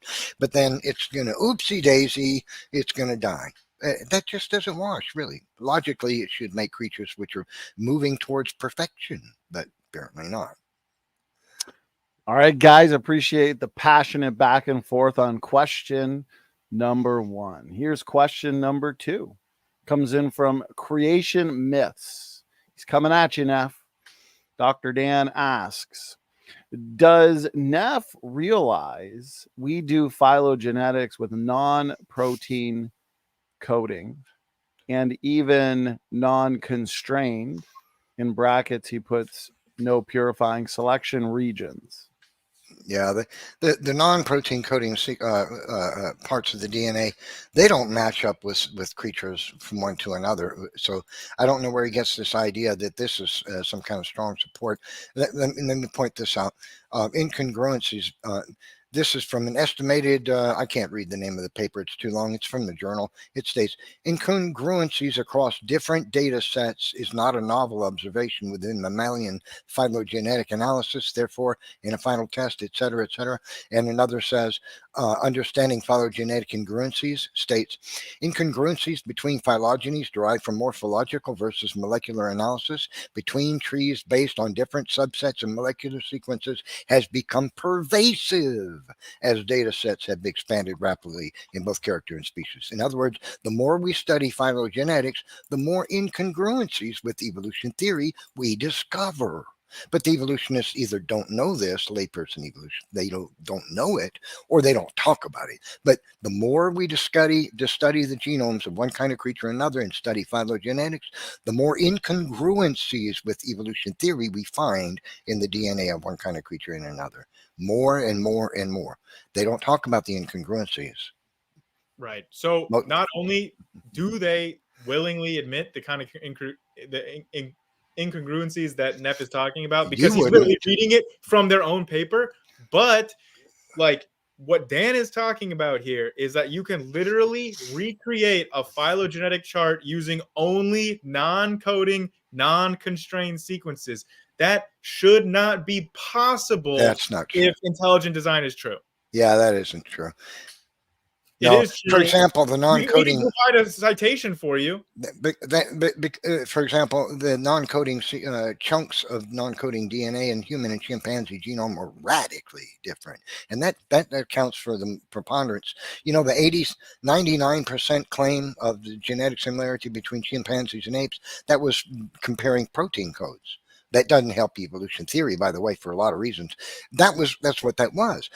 When they examined the non-coding part of the DNA, which is 97 or more % of it, between chimpanzees and apes, we find that the similarity is like 86%, 85%. Right? That's a lie.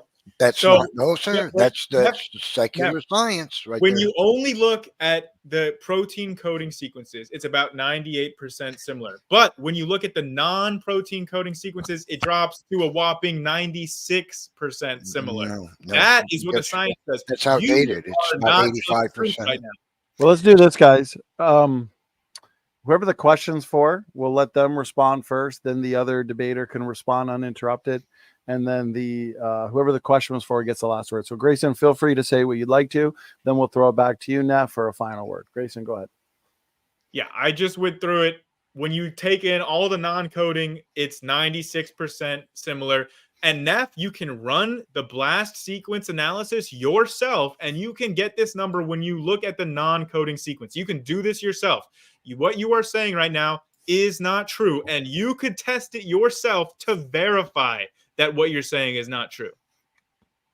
Okay. Go ahead, Neff, you get the final word. Sure. So you just need to look into it more. It was down to 86% 6 or 10 years ago. It's 85 now, I think. By the way, gorilla DNA is closer to chimpanzee DNA than human in 15% of the genome. I'm sorry, I said that wrong. Gorilla DNA is closer to humans than it is to chimpanzee DNA in 15% of its genome. Boy, is that an incongruency. See, that shouldn't be true. Shouldn't chimps be much closer genetic similarity to gorillas than to human beings in 15%? That's a big chunk of DNA. See, so these kind of genetic similarities are explainable by the creation as by design, as I pointed out. We have a similar anatomy. That doesn't prove relatedness. We both need hands, so we got hands. That's going to be a genetic similarity. We both have a pancreas, so we're going to need genetic similarities there because we both have a pancreas. That doesn't prove the pancreas in me is related to the pancreas of a chimpanzee. That's okay, Neff, appreciate that. Thanks for the final word. Now we got one for you, Grayson, from your best friend Bubblegum Gun here. He's coming at you now. So $5 super chat. Appreciate the question. So he says, Grayson, why ignore the platypus and reptiles with placental reproduction when we do find mosaics to your standard? Maybe you're trying to say to your standards. You'll just cry convergent evolution. What are your thoughts on that, Grayson? Yeah, because the platypus and these reptiles, these lizards, are not, these are not mosaic qualities in the least. A platypus bill is not a duck bill. They just use the same word bill, and that's confusing you, Bubblegum, and maybe Neff, but they're not anything similar at all. Materially, totally different, not mosaic qualities in the least. The reptiles, the lizards that he's talking about that do live birth, they're not using a placenta. It's completely different genetically and mechanistically, not at all similar. These are not mosaic qualities. So this is just a faulty, wrong premise. Yeah, I would say, So the mosaic features support evolution when I need them to, but if we point out a creature that we can't find an ancestor for because they have the same features as has features of reptiles, mammals, marsupials, and all fish, all in one creature, well, then suddenly, you know, it's not actually a mosaic. But by the way, it's made of keratin, the same material that the beak of a bird is made out of. You know, so I mean, what do you mean it's not mosaic? Of course, it's a beak. So I mean, so the evolutionist would just say that if it's mosaic and it fits into my evolution paradigm, then it supports it. But if it doesn't, then I can just discredit it and say it's not. I can just claim it's not even mosaic. Yeah, no, it's just a faulty premise. It's not that I'm trying to discount it. It's because they literally are not mosaic. Like, by any definition, like, the anatomy is not mosaic in the least. Just because you can say, hey, there's some red creatures and there's some blue creatures and there's some purple creatures, that makes them mosaic. Like, no, that's not what's going on here. Like, these are mechanistically, anatomically not mosaic creatures. I know that you think they are, but if you look at the details, they are not. Okay, thank you, Grayson, for the final word. Question was for you. So we'll move on. There's 2 super chat comments here, Neff. So they're for you. I'll read them out and then feel free to respond or engage them however you'd like to. So this comes in from Doc, $2 super sticker. Appreciate it. He says the transitional forms are present from a paleontologist. I think he's referring to himself. And then his second one is Grayson is correct about Gould. AL, sorry, Neff. Neff, go ahead. Feel free to respond. Yeah, so they're just appealing to punctuated equilibrium. The scientists are in unanimous agreement. The actual transitional fossils don't exist. Thus, they invented punctuated equilibrium theory. I'll cite one of them for you. Ernst Mayr, one of the most prominent paleontologists that have ever lived, said in 1991, paleontologists have long been aware of the seeming contradiction between Darwin's postulate of gradualism, and then he says, confirmed by the work of population genetics, which is, of course, false, but he says, and the actual findings in paleontology following phylogenetic lines through time seem to reveal only minimal gradual changes, but no clear evidence for any change of a species into a different genus or for the gradual origin of any evolutionary novelty. Anything truly novel always seems to appear quite abruptly in the fossil record. See, without a series of fossils. Okay, so finding a creature that fits in your imagine and then saying, oh, we predicted that. You can do that all day long. Are the actual transitions there? No. Countless scientists have acknowledged they don't exist. The transitions are not there. You have to look at the fossils with your evolution glasses to imagine them upon what does exist. Okay, so yeah, Neff just claimed that it's completely all of the scientists saying this. He literally said that it was unanimous. And then he's literally talking to a paleontologist in the comments right now who's telling him to his face that that is not true and the transitional forms are present. Stephen Gould, the guy he just quoted, he quoted Mayer, but Stephen Gould, who he previously quoted, also says that the transitional forms are present. Neff is picking and choosing, cherry picking his quote mines and ignoring what the actual positions of the people he's quoting actually is. He just quoted from somebody who was railing against gradualism because he had a different model of evolution. He's not saying evolution is not true and there's no transitional fossils. He's just railing against gradualism. I mean, this is such a warping of these people's actual meaning. It is just disingenuous, honestly.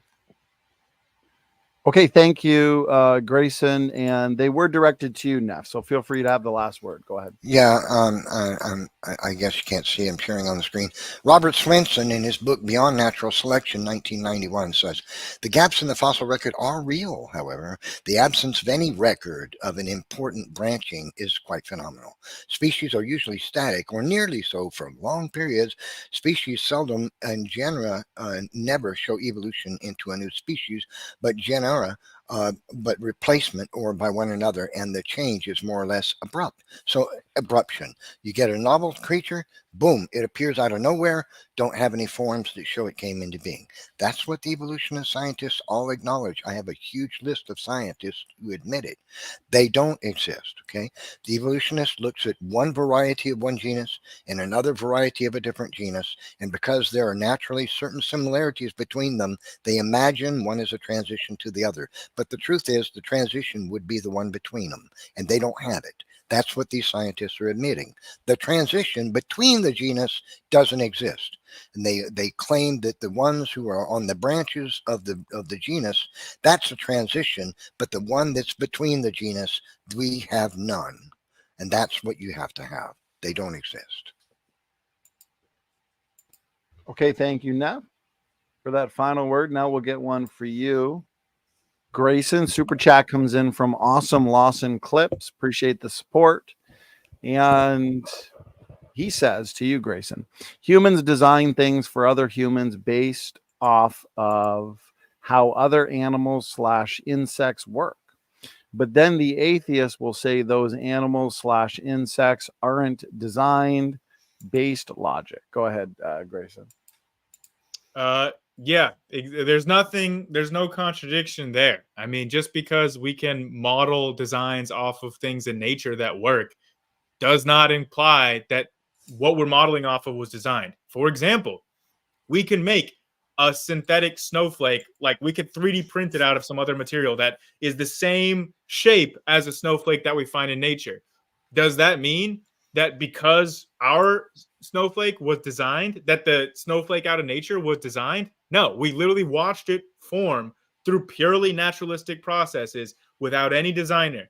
So it does not logically follow that just because we can base our own technological designs off of things in nature, that somehow the things in nature, that means that they were designed too. It's logically vacuous, totally a fallacy. As for insect evolution, Stanford University news release 2018 says there's been quite a bit of mystery around how exactly insects arose, because for many millions of years you had nothing. Then just all of a sudden, an explosion of insects. Boom. So that I have numerous statements to that. Britannica. Compact disc 1997. The fossil record has many gaps. According to the current timetable, Smithsonian report, fossil record for silverfish, roaches, just don't have any transitions to them. They're in the fossil record. All of a sudden, they never existed before, nothing like them. Boom, there they are. That's the case with all insects. There are no transitions. In fact, all we have is thousands of insect species that are living fossils. That means they existed in the rocks just like they do today, with no significant change, a little bit longer, a little bit shorter, a little fatter, skinnier, the same bug, the same one, and it hasn't changed a bit in 425 million years. That's not evolution, that's non-evolution. Okay, so that was a totally, I don't know what you were responding to, but it wasn't this question, but fine, I'll respond to that too. So first of all, just pointing to them saying there's gaps, therefore the whole theory is wrong, is again logically faulty. You can say, hey, look, there's no theory of quantum gravity, therefore gravity doesn't exist. That's what you're doing. It's ridiculous. And then you talk about like there's no transitional insects or whatever. Yeah, I can name a couple. There were some in my slides actually. Like I don't know about like the origin of like the family of insects, but I can name some transitional insects off the top of my head. I'm sure if I did some research, I could get some very basal insects that don't look anything like insects that live today. But off the top of my head, I don't know those. But I do know of Sphecomirma, which was predicted again. It was saying, hey, look, if ants and wasps had a common ancestor, we would predict it to have this kind of anatomy. They predicted it, then they went and looked, and they found exactly the anatomy that they had predicted. It's called Sphecomirma. It's a transitional fossil in the insect fossil record, so you're categorically wrong, and we can move on. Thank you, Grayson. Appreciate it. Okay, so now we'll get one in for Neff. We've got Atheist Junior in the house with a question for you, Neff. Why were Neil Shubin and his team able to narrow down the location of Tiktaalik to 3 possible places before finding it in Canada. Shout out to Canada. Go ahead, Neff. Well, it's simple. Jennifer Clack, Per Alberg, and Neil Shubin, these folks found it where they did simply because it's a lobe fin fish, and lakes exist sometimes at the base of mountains. I don't know if you've noticed that, but drive through the Rocky Mountains in Montana, and there's going to be lakes crested right between mountains all over the place, and that's the case around the world. So they predict that these creatures are going to be exist on it's the drying pond theory that all over again. That's all it is. I don't know if you're familiar with it, but that was the idea put forth from antiquity in evolution philosophy, is the drying pond theory. The pond was drying up, the creature experienced selective pressures to change because the environment was changing. Oh no, nature says, let's give him legs and lungs so he can walk out on land, else he goes extinct. And the creature went adapting to that but changing environment, and it produced legs and lungs, and that's what happened. So it doesn't surprise anybody that they would find a unique fish. It's still just a lobe-finned fish. That's the bottom line. The only thing that makes it seem to be in the mind of the evolutionist a transition is the fact that it has a loosely fitting head on what they call a neck. And that's not sufficient evidence. By the way, did you know that the creatures, Pandarixus, Eusthenopteron, Tiktaalik, and all these creatures that they depict in their transitions from land fish to land-dwelling creature, did you know they vary in length from 1.5 centimeters, no more than a few centimeters to 1.5 meters in length? But they don't depict them that way. They show all these creatures the same size. That's not true. Some of them are no longer than your forearm. Others are as long as your desk or time and a half that long, right? But they don't show you how dramatically different these creatures are in size. That's a remarkable thing. But the fish to land dwelling thing, it's just dead in the water, pun intended. All Thanks, right. Neff. Well, so again, I this is just obfuscation to say that, oh, well, the reason that they were able to find it exactly in the layer that they predicted is because it was at one time a shallow aqueous environment. Well, what other kind of shallow aqueous environment could we find exactly the lobe-finned fish with the exact anatomy that was predicted? I mean, What's transitional? wait, I'm not done yet. It was basically, you were saying that they just got lucky that this type of fish that had never before been found anywhere in the world, they just happened to find exactly the kind of fish with exactly the kind of anatomy they were looking for and exactly the location that they had predicted to find it. That's a lot of coincidences for you to just believe is all just luck. Neff, you can have the last word. Go ahead. Yeah, I would say there's nothing transitional about the thing. I mean, you're carrying on as though, oh wow, this was a magic discovery. It's not. It's a lobe-finned fish that has a loosely fitting head on what the evolutionists say. Look, it's developing a neck. That's it. That's all there is to it. No, it doesn't have a wrist. There's fish that have fins. It has fins. It doesn't have legs. And the wrist bones, what you call wrist bones, they exist in fish that are in your Museum of Natural History in your local city right now. There is, in fact, in the aquariums. Now, you're shaking your head now, but I'm going to challenge you to go look yourself. If you go to your state's Museum of Natural History and look in the tanks, you're going to see a fish that looks almost identical to Tiktaalik. The only big difference between them is going to be the distance between the eyes. On Tiktaalik, the eyes were closer, and on these creatures, the eyes are farther apart. If you don't believe me, go look for yourself. So there's nothing transitional about the creature except the claim that it was developing a neck. It has fins just like fins on fish that live in fish tanks today. There's nothing transitional about it. You need something far more than a creature that has a more flexion in the neck than the typical fish to claim it's transitional. That's not enough. Okay, thank you, Neff. Now we got one for you, Grayson. Dustin Buck. I appreciate the support, the super chat, and the question. And so his question for you, Grayson, is this. Why doesn't Grayson have predictions about where the transitions are for cats and humans? Well, it's a little bit malformed because cats and humans are not adjacent on any phylogenetic tree. I think a charitable reading of this would be like all of the groups that are adjacent to the philoforms on a phylogenetic tree.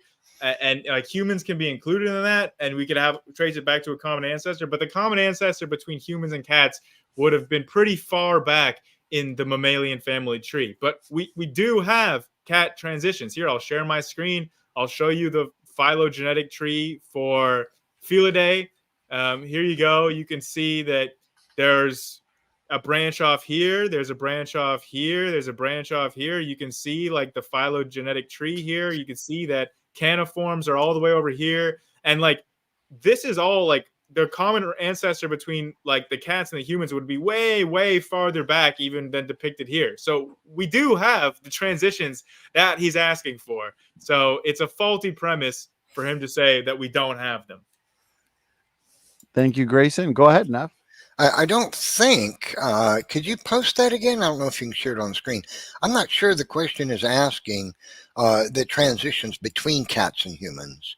I think about the way the sentence was worded, about cats and about humans. If that's true, here it is. Why doesn't Grayson have predictions about where the transition are for cats and humans? Okay, so I don't think they mean between cats and humans. At least if that's what they meant to say, they didn't word the sentence correctly. Okay, so I think he answered a question they didn't ask. I think he means where the predictions for cats and where the predictions for humans. I think, but I would say this: we don't have transitions for any of those. We don't have transitions for anything. When it comes to humans, the creatures the evolutionists point to are either fit nicely in the predicted features of human or nicely in the predicted features of apes. Even Stephen Jay Gould, Niles Eldridge, many others acknowledge that the dotted lines between them is what exists in the imagination. They even state that themselves. What exists as a real transition between humans and apes doesn't exist. We infer it with dotted lines going to something we don't know. That's what they say. They admit that. Yeah, well, we have plenty of transitions. You were talking about between humans and non-human apes. We've got those transitions. They don't just have human or ape anatomy. They are literally intermediate. Australopithecus is a great example.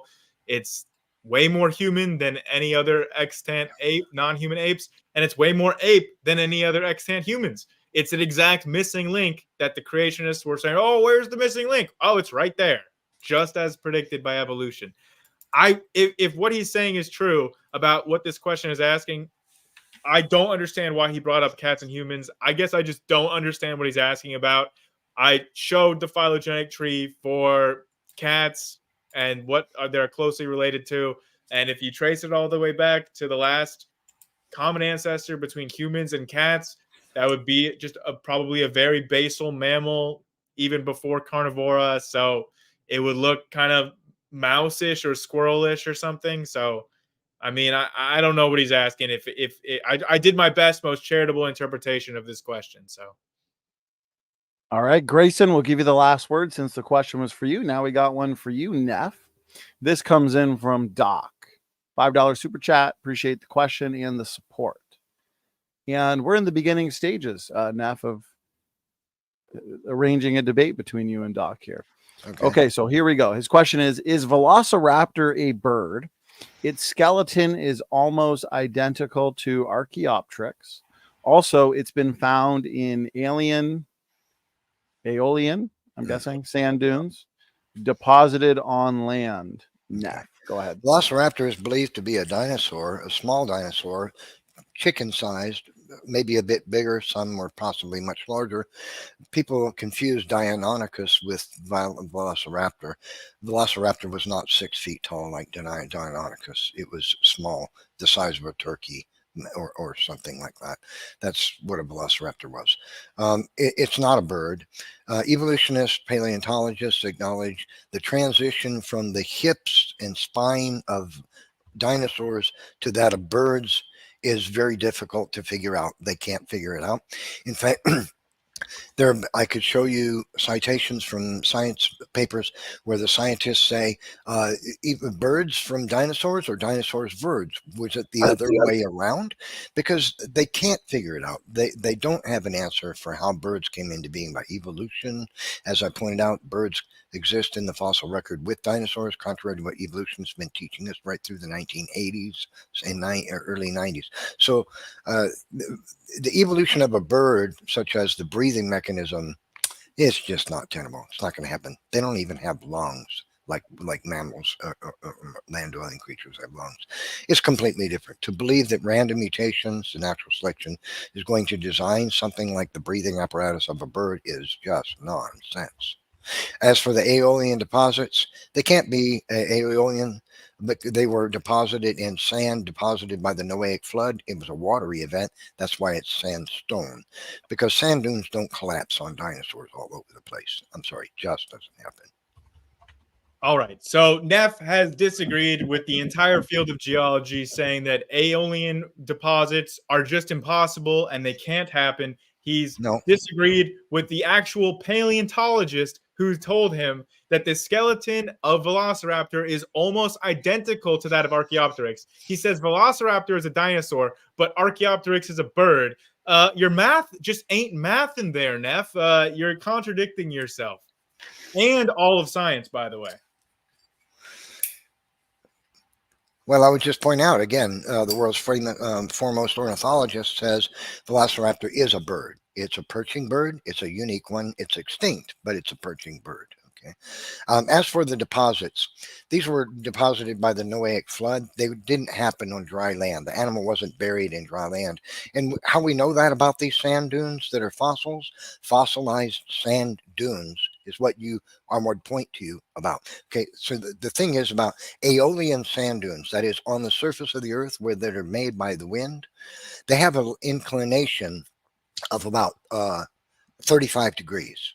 Okay, no, 35 degrees. Okay, but when sand dunes, now the geology experiments in the laboratory proved that sand dunes formed underwater by moving water have an inclination of about 15 degrees, like those found throughout the geologic column at the Grand Canyon. 15 degrees. And guess what? The sand dunes that you're talking about that are fossilized sand dunes have an inclination of 15 degrees. That means they formed underwater, not on the land, and then somehow retained their nice sand dune shape while being blown on by wind and hit by rain for millions of years. Sand dunes morph constantly. They'll change in less than a decade. They'll change shape or even move or even be gone. So in less than 10 years. So these are not Aeolian deposits. When you find a fossil in some material, it was buried in the sediments deposited by water. It would mummify, not become a fossil if it were Aeolian. Thank you, Neff. So, gentlemen, what I want to do here, I mean, we've just had a ton of questions that could probably keep us busy till same time tomorrow, which is great because our audience has been just really engaged in this debate. We've had a solid mix of views as well, and we still got 150 people in the live chat. So what I want to do, since we basically hit the 30 minutes, is let's do a power round. If you guys don't mind, I'll go question for Grayson, question for Neff, question for Grayson. So basically just one response each. And that way we'll be able to satisfy some of these questioners. Is that okay, Grayson and Neff? Okay. Sure. So we'll start with Grayson. And great job, by the way. Are you saying quick responses, quick, brief responses, back and forth, boom, boom, boom, like that? Is that what you mean? You got it. You got it. All right. And I'll make sure it's, Grayson, then Neff, Grayson, then Neff. Okay. And so at least you're both getting involved. All right. Good deal. Okay. This is great. Great job, Grayson and Neff. So this one comes in from Samir Farsane. Appreciate the $10 super chat. Question for you, Grayson. African lungfish bury itself in clay when river dries and survives by cocooning in itself in a layer of mucus and digesting tail muscles for up to a year. Could evolution explain change in first generation? I don't understand how the question fits in with what he's talking about, but like evolutionary changes don't occur in one generation. They require multiple generations to have an evolutionary change. Maybe if he's talking about changes in a single generation, he's probably talking about epigenetic changes. So, okay, appreciate it. Now we'll get one for Neff. Let's see, Neff. Let's go. Okay, creationist crybaby. Always good to get questions from you, so I appreciate a question for Neff. The dinosaurs found in the Hell Creek Formation were buried by streams on a coastal plain along the edge of the Western Interior Seaway. Marine and terrestrial fossils are found together. What are your thoughts on that? I'd say that's the case everywhere. Again, every single fossil is a discordant fossil because 95% of all fossils are marine fossils. Fish, crustaceans, crabs, brachiopods, all kinds of things found in the strata throughout the whole. They litter the entire geologic column all the way down to the great unconformity at the bottom of it. That means when you find a marsupial fossil, guess what? That same set of strata, a mile away, 50 yards away, 500 miles away, has marine fossils in it. Maybe a mile away, maybe 50 yards away. And that means either the water came out onto the land and buried the creatures, which is what would happen at the flood, or the creatures were all taking a dive out in the deep sea. I don't believe dinosaurs take a walk out in the sea. I'm sorry. Okay, thank you, Neff. Now we got one for you, Grayson. Alyosha, appreciate the $20 super chat. Thanks so much, everybody, for supporting tonight's debate. Been a lot of anticipation debate for tonight, and you guys didn't let us down. And so it's for you, Grayson, more of a comment, and so feel free to respond however you'd like to. The systems are not only irreducibly complex, they are irreducibly efficient. That is the flaw. Grayson, what are your thoughts? I don't understand how that's a flaw at all. We've seen systems get more efficient with mutations. Like we've seen that in like the lac operon or in the citrate transporter. We've seen mutations actually increase efficiency by many times over. I don't understand what he's talking about. Irreducibly efficient. That term makes no sense to me. What I brought up was irreducibly complex systems evolving both in a lab and observed in nature. So that shows you that complexity and irreducible complexity are not necessary criteria for design. They can evolve. I don't understand what Alyosha's point is about why irreducibly efficient systems would somehow be a flaw. I don't recognize the flaw. Maybe they can clarify that in a comment or something because I don't know what they mean. Okay, thank you, Grayson. Next one for you, Neff, from Keeping Up. Can we ask Neff what he means when he uses linguistic as a describer for the genetic code? Okay. DNA operates kind of like this. You can have a sequence start on to the left and it ends on the right. Okay. If you begin reading it from, say, base pair 10 and you stop reading it, let's say it's 5,000 amino acids long. You start reading it at amino acid 100 and you stop at amino acid 1400. Okay. So that's one sequence of genetic information. You can start reading at that same spot and stop reading at amino acid 1420 or 1650. You see, this is grammar. So, for example, you can have a word like build. You see, from that you can get builder, building, builded, built. Right? These are all forms of the same word. That's how genetics works, and they call it linguistic. You can begin. It can change where it begins or stops reading the frame of information at a particular point to create different words from the same root word. And that's more complex than it creates more varieties than any spoken human language. And it's considered linguistics in chemical form. Okay, thank you, Neff. Now we've got one for the both of you. To be fair, Neff, we'll start with you, and then Grayson, you'll get the last word. Since Neff, he's the one who just had the question before this. So 21st Century Mind, $5 super chat. Thank you so much. Can both parties explain the biological emergence of human language in light of the cognitive scientist Noam Chomsky and John Searle. Go ahead now. The evolution of human language is a severe problem for the evolutionist camp. The anatomy of what it takes to create human language it requires countless parts in the human anatomy. I've forgotten the muscle that closes off the nasal passages in the back of your head, the shape of your orifice inside your mouth, the positioning and the muscles in your tongue. Chimps don't have a tongue that can change shape like a human being, so they can't produce words. They never could produce words. That's never going to happen. The teeth are involved, the shape of the throat, the voice box, lots of stuff. It's really, really, really complex how a human being has the ability to speak. And the evolution of that system and linguistics from coming into being, scientists are at a loss to explain it, completely at a loss to explain it. Yeah, well, I don't think that they are at a loss to explain it. I certainly would not. I certainly am at a loss to explain it tonight. I'm not well read on Noam Chomsky and John Searle or linguistics, but I don't think that your characterization is accurate. There are non-human species which do have like essentially primitive languges that like they can create. Wait, are we going back and forth on the You're not same supposed thing? to interrupt me right now, Jeff. Come on. It's a question for both. No. Oh, okay. Come on, self-control now. So there are animals that will produce noises that carry semantic meaning towards other members of their own species. So we have seen the primitive roots for this in non-human animals. It's not like all of a sudden you just go from having no language to language. It develops in complexity over time. Again, complexity and irreducible complexity can evolve. We've seen it both in the lab and in nature. Nothing is contradicting there with any of the naturalistic mechanisms.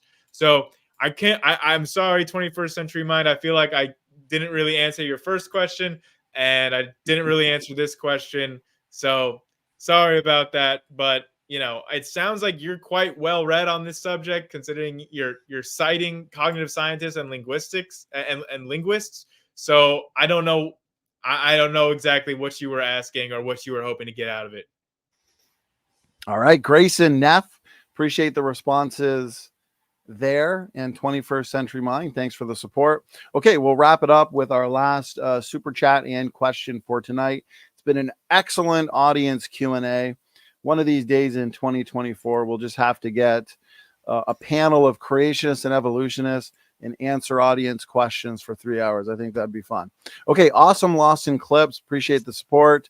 And he's coming at you, Grayson. He calls you the evil evolutionist. Information isn't matter or energy. You can't account for it. So tell us your based theory. Yeah, so information requires a medium that is either matter or energy. You can't have information that exists without a medium. So I'm not a supernaturalist. I don't think that information exists without its medium. Information is just certain properties or arrangements of matter and energy. So I kind of reject this whole notion that there are these non-physical things that exist. All right, gentlemen, we have actually Samir Barsane. He said he gave a clarification for the super chat he sent in. So to respect his gift, let me scroll up. The chat's moving quickly, Samir. So hopefully I'll be able to find it. Right here. So he says, what I meant is a fish without water is a dead fish. How did the first generation of lungfish DNA change quick enough to survive buried when river is dying within weeks? Grayson, any thoughts? Oh, yeah. There's no first generation lungfish. That's like a creationist assumption. That's not part of evolution. There's not a first generation like how he's picturing it. Again, this is like language. There's no first generation French speakers. Latin gradually developed into French. You never went from a Latin speaking parent to a French speaking child. There's no first generation involved. It's just like a malformed question. Okay, gentlemen. Well, Samir resent the same question in a super chat. So you didn't have to do that, Samir, but you did it anyways. And so I really appreciate that. You guys in the audience, you're the life and blood of this channel. You're the reason we can put out full-time content. So God bless you all for that. I appreciate it. And we're going to wrap it up there. I want to respect the debaters' time for tonight, as they've given us quite a bit of their time for this memorable debate. I really enjoy just how much discussion we got, how much back and forth we got on the topics. And we've had a lot of time to engage audience questions as well. So this is great. Okay, why don't we get some final words, final thoughts, if you gentlemen would like to. Grayson, let's start with you. Appreciate you doing this. Final words, final thoughts. Well, Grayson, you want to go first, or you want me to? It doesn't matter. Well, I went first on the last closing thoughts, so you can take it from here, Neff. Okay. Neff, let's do it. Thanks for doing it. Sure. Okay. Lungfish are living fossils, and they have no transitions. Evolutionists admit that. So my opponent, who was not able to give me an explanation for the arrival of information in his well, I should clarify. I meant just final thoughts, as in like, hey, thank you. Know, I don't want to get any extra closing. Oh, okay, not a final statement. No worries, no worries. I should have been well, more. I enjoyed this debate. If there's fault. going to be a live stream afterward, like a after show, I'd like to join that. Anybody who knows of one, send it to me. I'm in an email. My email is IamNephilimFree@gmail.com, or you can send it to me in a YouTube message and a post or something. Because I'd like to stay up a little later and keep doing more talk about it. If anybody's going to have an after show, let me know. Awesome. Right. Yeah, Grayson, thanks for doing it. Go ahead. Final words, final thoughts. Oh, and thanks to Grayson for debating with me tonight. Thanks. Cool. Well, the one thing that Neff and I have in common is that we do love debating this topic. So, I mean, we were debating back and forth in the emails about junk DNA for like a week or two, like even just setting this debate up. So we definitely love to go back and forth on it. On the thing about lungfish, I just want to stipulate that like the earliest lungfish were marine. And so they did not have this quality that current day lungfish have, where they can survive on land, like without water. So we do have very, very basal lungfish fossils that are marine and do have very basal qualities and are not like today's living lungfish. So we do have changes in lungfish over the fossil record, and I can provide Neff with the names of those fossils as well. So I think, you know, I personally didn't think that I got any of my questions answered or addressed adequately, the ones that I brought up in my opening, which I think unequivocally, mathematically show that there can be no separate ancestry. Common ancestry is supported by the actual statistics, the genetics, and we make testable, predictable predictions of the fossil record. And that's what is the golden standard of science. And that's why evolution is science. And I think it's awfully convenient that Neff predicts that evolution will no longer be taught. Now I feel bad because I cut off Neff when he was starting to summarize and give he can say after this then. He can say if you don't mind. Okay, go ahead. Yeah, finish the it's thoughts, fine. Grayson. Throw back to that. I just think it's funny that Neff's prediction that your grandchildren or in 100 years or something that evolution is no longer to be taught is just convenient because it's after his lifetime. Because he's making predictions for after our lifetime, something that we won't see, that it's our grandchildren that'll see it. It's just a faith position. I understand that makes him happy to think about a future where evolution is discarded. But no, sorry, I'm going to dash on your hopes and dreams. There's pretty much 0% chance of that happening. And I will bet big money on that, Neff. And Neff, before you respond, Bubblegum Gun has given us an after credit super chat. And so appreciate it. He just wants a yes or no, something real quick. We'll honor it because he did pay the big bucks for it. No. He's asking you, Grayson. The answer is no. Okay, there we go. Short and sweet. Hope it was worth it for just because of convergent evolution. So there you go. That is the known mechanism. Let me just say this. I debate on Discord too. Discord is a chat app. I do it a lot. I may be there after this show. So if anybody wants to come in and do an after show on Discord, find me in one of the debate servers like politics or politics and religion, or in modern day debates. Wait, just pick one server, Neff. Tell people which server you're going to pick. Well, I'll pop in any one of them, maybe. Okay. But Yeah, I would love to continue. Lungfish are living fossils, by the way. There's nothing wrong with living fossils. You can have No long transitions. phases. They appear abruptly in the fossil record without precursor, There are totally precursors. not according to paleontologists. Boom, ending. Well, is that a good place to end it? Give Neff the last word. Okay, guys. You Thanks guys so much. did good. You guys did good. We got some good final thoughts, final words there.